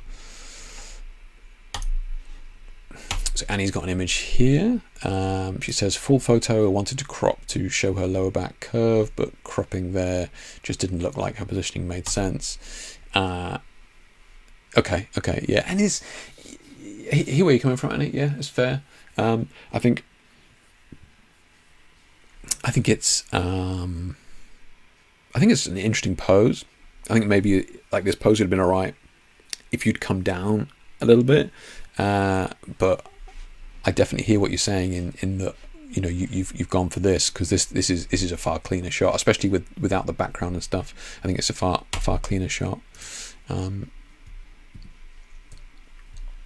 just bring this in here. Let's have a look. So one thing that I'm always wary of as well is clean lighting in an image, and just trying to keep the key lights and fill lights separate, and trying to avoid this sort of cross lighting. I think I've got it open from a previous session of somebody. Yeah, here we go. So this article here, reading the light, how to shoot with gels can improve your white light photography. Essentially what this is saying is, when we're using white lights, multiple white lights, 3 or 4 white lights, they're all the same. They layer on top of one another. You don't know what each light is doing, and you get away with murder, basically, because they're all the same color. When we start doing it with, so bad lighting with white light is bad enough, but when you start doing bad lighting with 2 different color gels, it's horrendous. Yeah. So this is really about color blocking and how I go about. Again, with the color grade, I'm trying to minimize the colors used. We can do the same thing with the gels as well. You want to make sure that we're separating these gels on the subject as much as possible. Celine Dion looking at the model. Yeah, true. Yeah. So this article here just goes over what not to look for, just in terms of the model's pose and where the light position is. Because a lot of the time you can put your lights in the right place, and it will just be like the model is doing something that doesn't work, right? So here we have, like, this pose works because she's leaned into the gel on the floor, and this pose works because she's separated the blue and orange gel on her face, so she's angled it so that the gel is hitting this side and the gel is hitting this side. So whereas when she's like this, it's, part of it's hitting the front of the face. So one thing we want to be mindful of here is trying to watch that. So Annie's done it for the most part. What I would say is maybe bring that blue fill light a little bit closer to the subject so that it can't hit as on the front of the face as much, and then just lift that chin up just a touch more, just to keep that fill light separate. One thing that we can kind of do, if we're desperate, is we can kind of correct it a little bit. So I'm just going to create a new layer here. I'm going to change that layer to color. Just going to select a soft brush, and then we kind of want a nice sort of even skin tone, something like that. So I've just color picked that, and what I want to do is I just want to come in here and I'm just going to paint over the bits where I don't want that blue gel to be seen, right?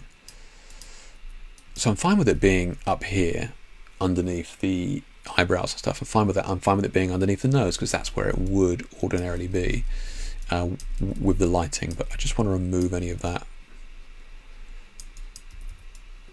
blue gel from elsewhere. At the moment, it's not looking great. So what we want to do is we want to kind of bed this in a little bit. I'm just going to remove it from the. Just going to remove that color from the lips as well.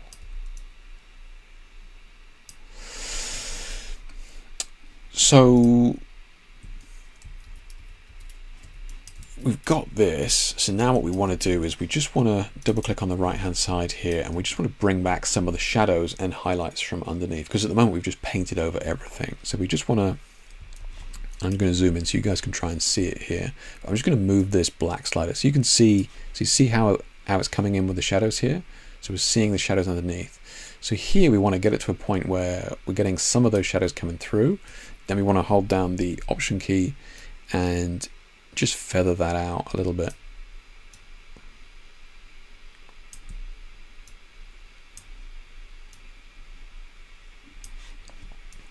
Okay, and then we can do the same for the highlights. Okay, so up there, especially on top of the cheeks as well. Okay, so watch around here on this highlight here. So you see how that appears? Yeah, so just there, that's the sweet spot. And then we want to separate these, hold down the Option key, and just feather in those highlights back into the shot. Okay. Now, we could could do it again here on the arm even. Let's see if we can get away with it on the arm.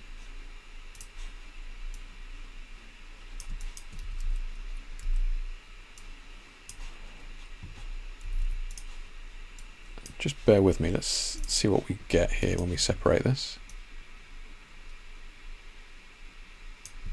So again, just bringing in the shadows. So that blue, I'm fine with that. I'm fine with a little bit of that blue there. Okay, and looking for this highlight here, I'm bringing the highlights in. So you see that highlight just appears there now. Okay, so that might be a touch strong. Take that down to like 70%, something like that. Okay, so that's looking. So we've just cleaned up some of that lighting on the face. Like we still have that blue in there. We still got that blue, but we've just cleaned up that lighting on the face a little bit. And let's knock that background back just a touch as well. So just select subject. I'm just going to come in here and mask the hair.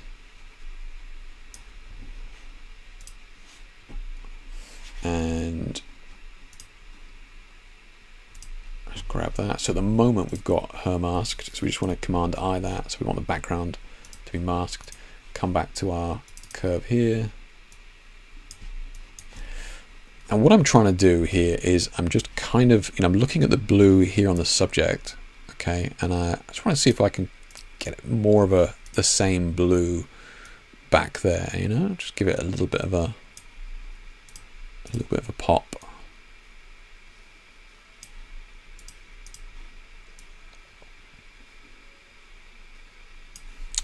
Okay, yeah, it's looking good. I'm just looking at that color, just trying to match them up a little bit. That's looking nice. Okay, and then maybe before we do that, let's see if we can bring those highlights out on the face. So Command Alt Shift and E to create copy, turn it to screen, double click on this. Let's just grab those highlights on the face.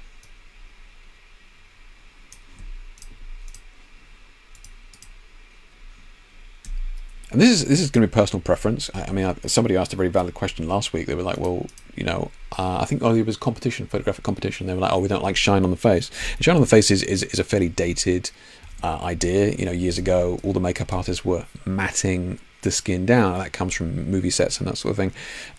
Whereas now we're kind of going the opposite. We're asking makeup artists to make the skin more dewy, D-E-W-E-Y, dewy.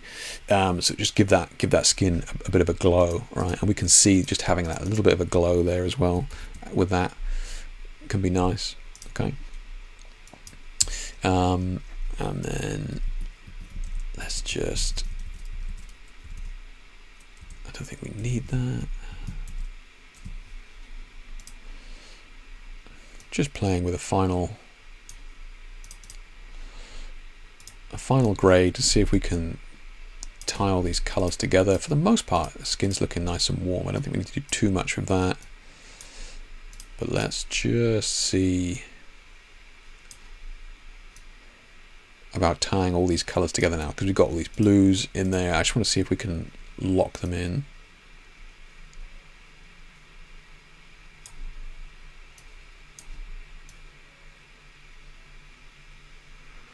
Looking at that skin in the midtones mainly, it's going a little bit weird there. Just got to be careful.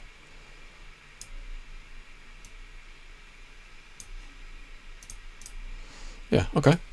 So this is where we were, and just warming it up, just cleaning up that skin with that technique. And again, if that's too much, if you think that's too much, you can still dial it back.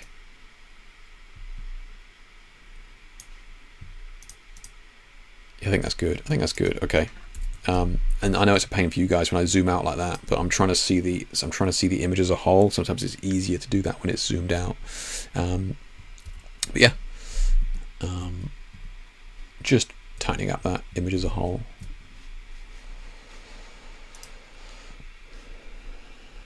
Hey, no worries, Annie. Yeah, no worries. hopefully you kind of see what I'm saying there. Hopefully that kind of makes sense, right? Not the brother of Huey and Louie, Simon.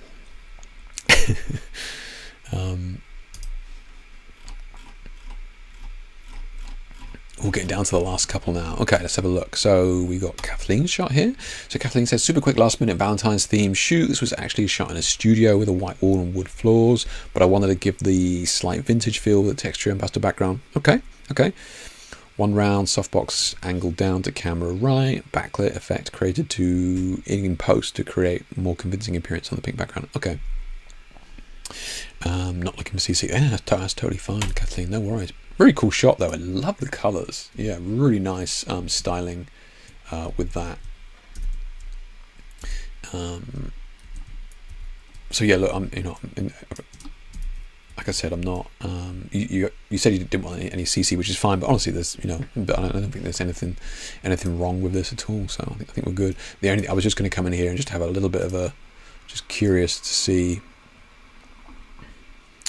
You mentioned about that vintage tone. I was just seeing if we couldn't just lean into that a little bit as well.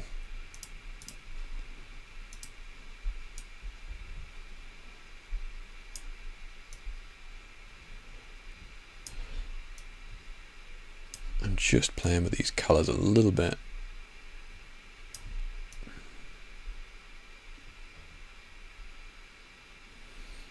Yeah, I'm conscious of that because it's a very subtle pink background back there, so I'm conscious that I don't want to lose that entirely, but I can't do a huge amount in the blues because I'll just lose that pink.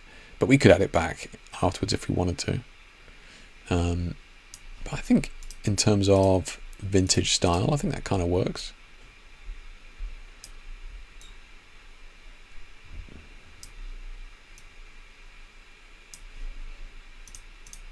Just knocking it back a little bit. Yeah. Okay. Yeah, really cool shot though that you've got in terms of the styling as well, with the greens, and then if you hadn't prefaced it with the vintage, I would have lent into pulling these together, these greens and reds together, like you've kind of done with her hair here. Really just cranked into those, just because there's some gorgeous color contrast that we have here with those two colors.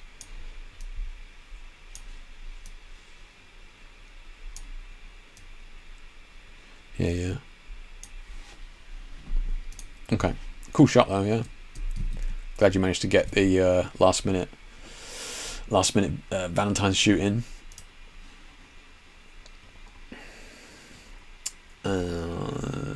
Just that she was having trouble posing and is not confident with herself. So this is going back to Annie's image here. So Annie was talking about this one here. She's saying she was having trouble posing and not confident with herself. I got to say, if that was the case, then Annie, I think you've done a great job, because she doesn't look like that at all in this image. It looks like she's definitely confident, and I think the posing that you've gone for is more expressive than most people would go for if they weren't confident. I think you've done a great job then. I wanted to show her that we could come up with beautiful shots. I will make sure to clean up the skin. No worries. Yeah, it's like once you've done it a couple of times, it's super quick to do. Yeah, once you've done it, yeah. Hey, no worries, Kathleen. Thanks for stopping by. I was worried that there wasn't going to be any ladies in the stream tonight because Valentine's Day. I thought you were all going to be out whining and dining. Just us sad blokes in here. So I'm glad you could all make it. Vlad says, do you have an article on where to start pulling the sliders in the channel mix? So you have been doing some magic tonight with a tool I only used for IR. Oh, infrared. Yeah. I don't think I might do, actually. I might have an article on it. I'm sure let me have a look. I'll just have a quick look. I think I might do.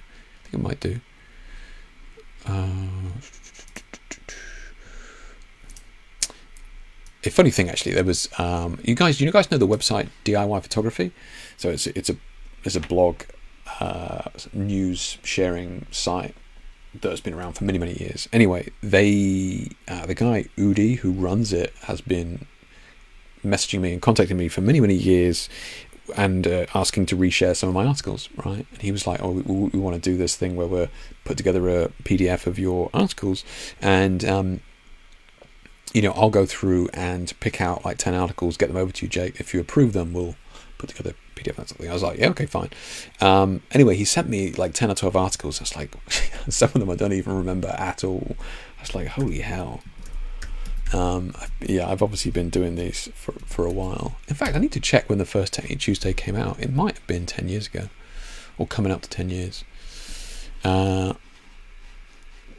like the search thing on this is, you got to give it some. Here we go. Using Photoshop channel mixer to color grade. What did I tell you? What did I tell you? Here you go. It's not even that old. There you go. There's even some free color grades in there for you, mate. They're good ones as well. I don't hold back on you guys. Let's have a look. There you go, bud. Just get you started. Have a look.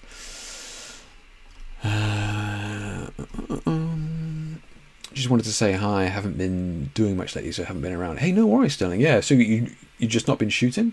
Thanks for stopping by, though. I think a lot of people have been dipping in and out.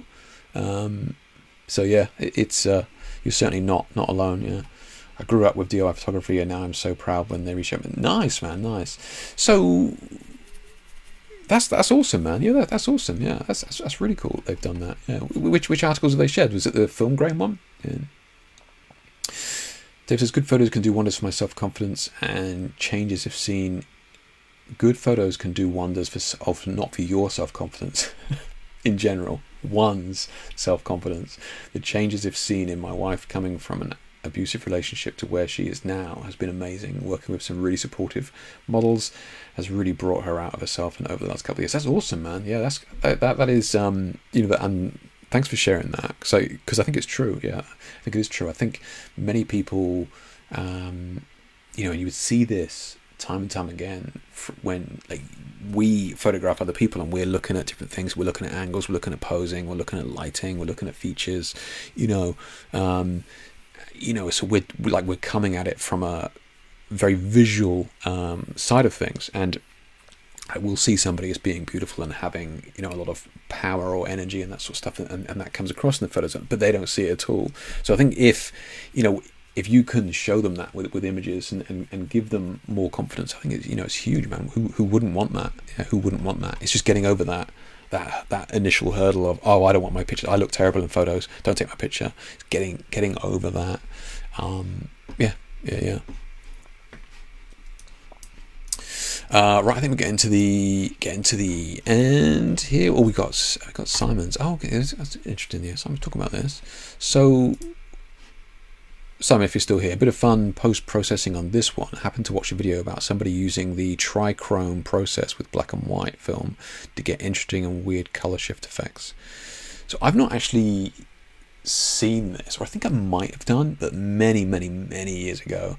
So I took 3 images of a friendly orange titan, small changes in camera perspective, slow speed, continuous, so I could get the flash to trigger with multiple times whilst holding the shutter button. Use the black and white, red, green and blue filter profiles to convert them to black and white, then loaded them up in Photoshop. So hang on a second, Simon, are you still here?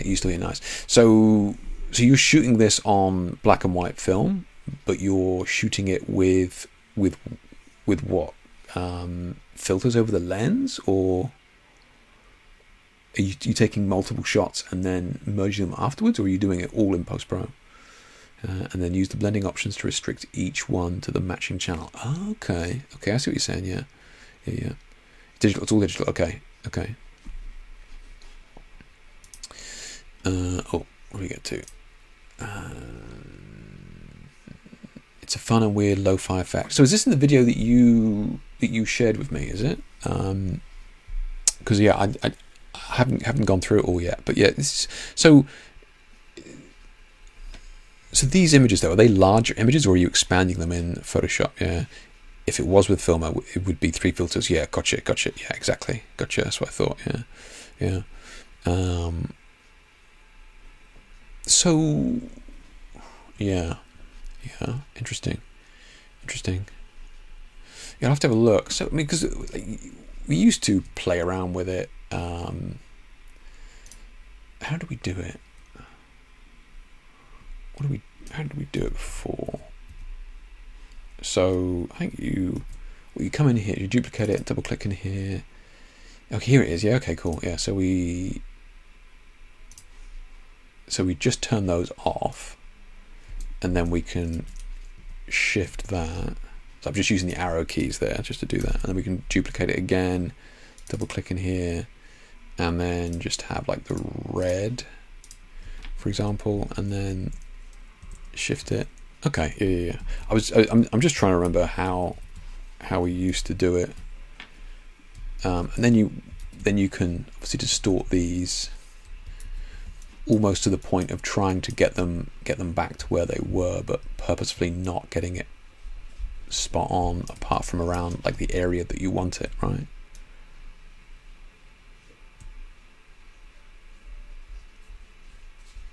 So like here, kind of matching up the eyes, but we've shifted it down here, right? So you can kind of get this interesting effect. So it's not crazy. So you are like focusing it in around the eyes, but you're getting this very cool retro styled effect around the outside. Actually looks pretty cool, to be fair, Kathleen. It's actually a pretty good shot to use it on, because if this was all color back there, so yeah, like this, for example, if we did it with this, I presume it wouldn't look as good because it's just too busy. Yeah, just coming into a bit of a mess.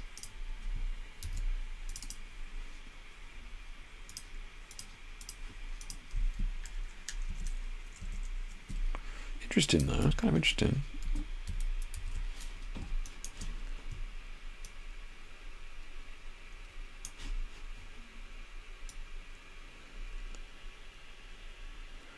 Again, I'm just trying to get those eyes kind of back.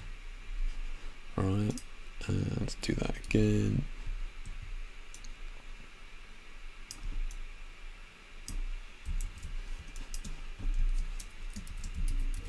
I think it just gets too busy. I think that like on that white background though, I thought that was pretty cool.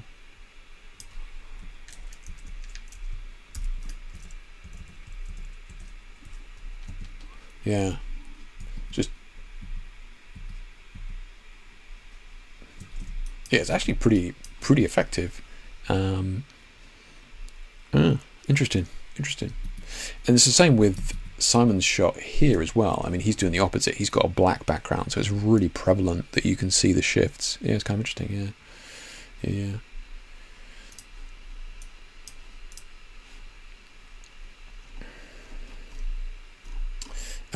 See if it was filmed with 3 different filters. Yeah, no, that's a different video. Okay, yeah, that's the basic idea. Gotcha. If you have 3 different shots of motion, like a crowd scene, then you could get people in different colors at different times. Yeah, that's true, actually. Yeah, if you've got something that's moving, yeah, that's interesting.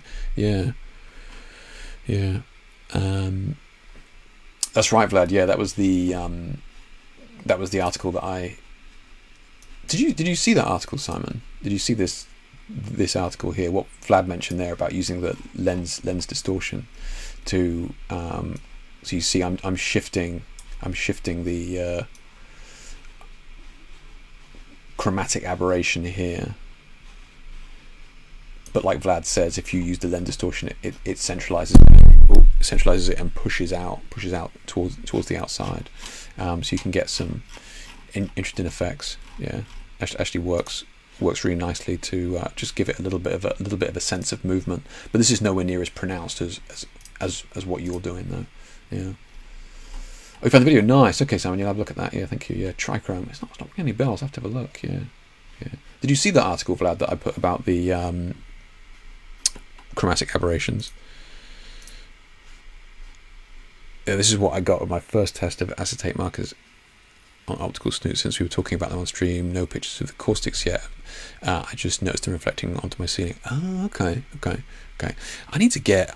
I don't think I've got my OHP anymore, but I presume you can just grab them on eBay, right? It can't be that expensive. Yeah. Will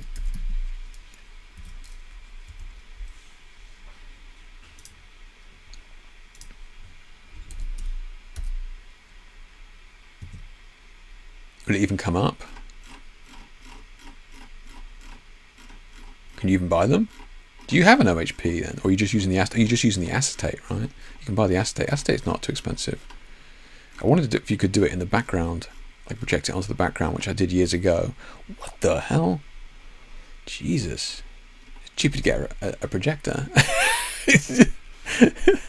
I did a turned it into an action the other day. Okay, it might have been an influence. Nice. Okay, cool. I'm glad you saw it. Yeah, I did see the article. I was thinking about just distorting the RGB layers instead of properly doing. Okay, glad. Yeah. True. So rather than duplicating it and shifting it, just choose the the red and the blue and doing that separately. Yeah, that's true. It's a good shout. Yeah. Okay. Vlad, mate, how do you end up being last every time, Vlad? I swear I do it just to keep you in there, mate. That must be it. Since you don't have a TED Talk prepared, I have something that's been nagging me for a while since I started the cinematic journey. My general approach was to add black borders so my final shot would be 16:9, also look like a movie. But I started to wonder if that is a good approach, or if something like this with a white border would contrast better in the news feed of my followers, assuming people are using dark mode. You're talking about young people, aren't you? And if these borders are affecting the algorithm in general. So, yeah, I am aware that you've been using the the black borders for a while and doing that, which is totally fine. And you're absolutely right in that most of the time when we see your images here on Facebook, for example, it automatically gives you this black surround. So yeah, I mean, so it kind of fades away. So I think it's what you're trying to achieve. I mean, those of you who follow me on Instagram know that. I mean, I have the white borders on mine just because I'm lazy. But yeah, so I have the white borders on mine to get the full frame. I'm not doing it for creative intent like you are. I'm just doing it so I don't have to crop the image. So I don't know. I don't even know. And I said here that I didn't even notice it until you pointed it out. I think what we see is this. I would say that the style of your images, the black complements the style of your image. Your imagery is a little bit more moody, should we say, right? It's got a lot of shadow in it, as opposed to somebody who's outside shooting models prancing around in cornfields, right, on a bright sunny day. If they have a white border, I would say that it leans into their style, and I would advise them to use a white border. But for you, I would probably go with the black border. I think it works with the images that you're producing. That's just my sort of 10 cents on it. So what? Oh, that's what I was going to ask you. Yeah. So what I'm doing with mine here. Let me switch back to. Let's just watch the. Let's watch the microphone doesn't cut out. Am I still talking? Yeah, it's still working. Okay. So what I'm. So I tested these out of the weekend. I've got these tubes here. And what I'm doing, I'm using like a what's like a Munson clip here, which is for plumbing, and I just bought one the diameter of the tube itself, and it holds it really well. And the reason I say that is because I was using crab clamps before, so they actually clamp onto it, and it was actually crushing the tube, and it was like changing the shape of it. So I found these Munson ones to be great, and I just attached this to a C-stand, right? So it just holds it at any point. So it works really well. So I've got a shoot on Sunday coming up, fingers crossed, that I will test it out. But I tested it the weekend, it worked really well. Yeah, it worked really well. What are you using to hold these, Vlad? Yeah, what are you using? Which is using the acetate as a slide on the snoot. Yes, yeah, I realised that, Simon. Sorry, yeah. Young people and old nerds. Dark mode feels like the old days of the DOS prompt. Yeah, brilliant. Tubes are these tubes are the Pixar Pro ones. They're about you can I mean, they're about 50 quid on Pixel Pro. Essential one. Let me just see if I can find them. You're not based in. Jesus Christ, you're not based in the UK, are you, Vlad? But I'll show you what they are, and then you can have a look. They're actually a lot brighter than I thought they were going to be, because I thought they were going to be too dark. I asked them to send me some to test, and it actually a lot brighter than I thought. So the Godox make. So these are the really expensive Godox ones, and then these are the cheap ones that I got. Now, what I want, the other reason I like them was, oh my god, they're on sale. Hello. Nothing to see here, guys.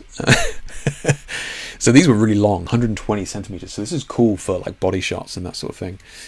Just because they're a lot longer than all the other tubes that I've seen. It's super long. But yeah, I mean, they worked. They worked really well, from what I could tell. Let me just grab a picture that I took. Just 2 seconds.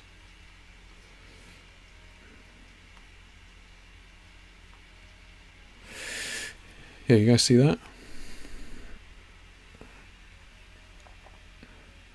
So it worked really well just with the C-stands and clamps, and they're really long, so I thought it'd be good, yeah.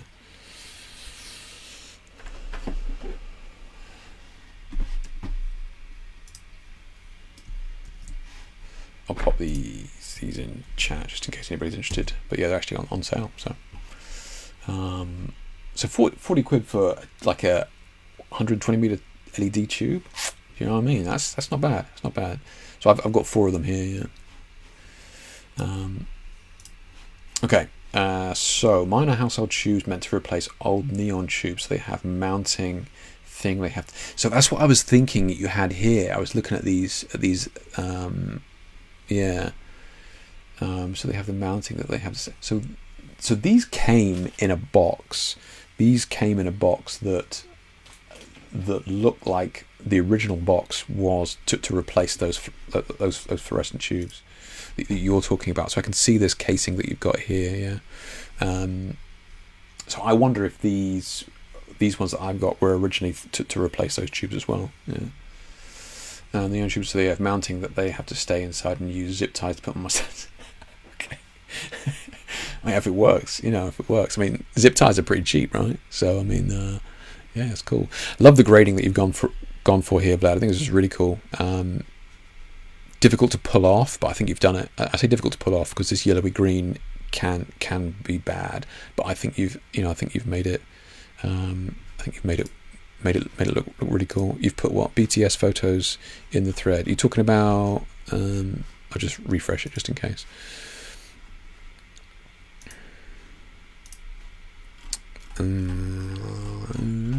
Andrew's image got hidden. Do you see that? It's too naughty. Thank you for sharing this one, Andrew.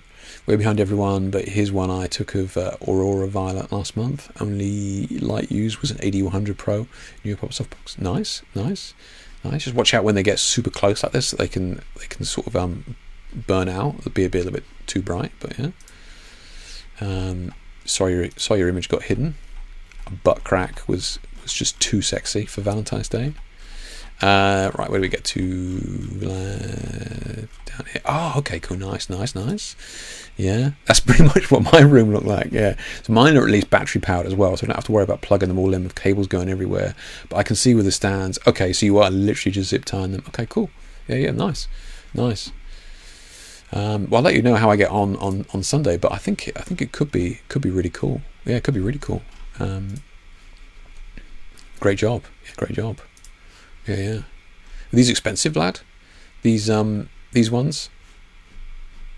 Because I mean, depending on what you were lighting, but you could definitely make these work with the housing. I'm sure the housing isn't ideal, but you could definitely make them work. Yeah.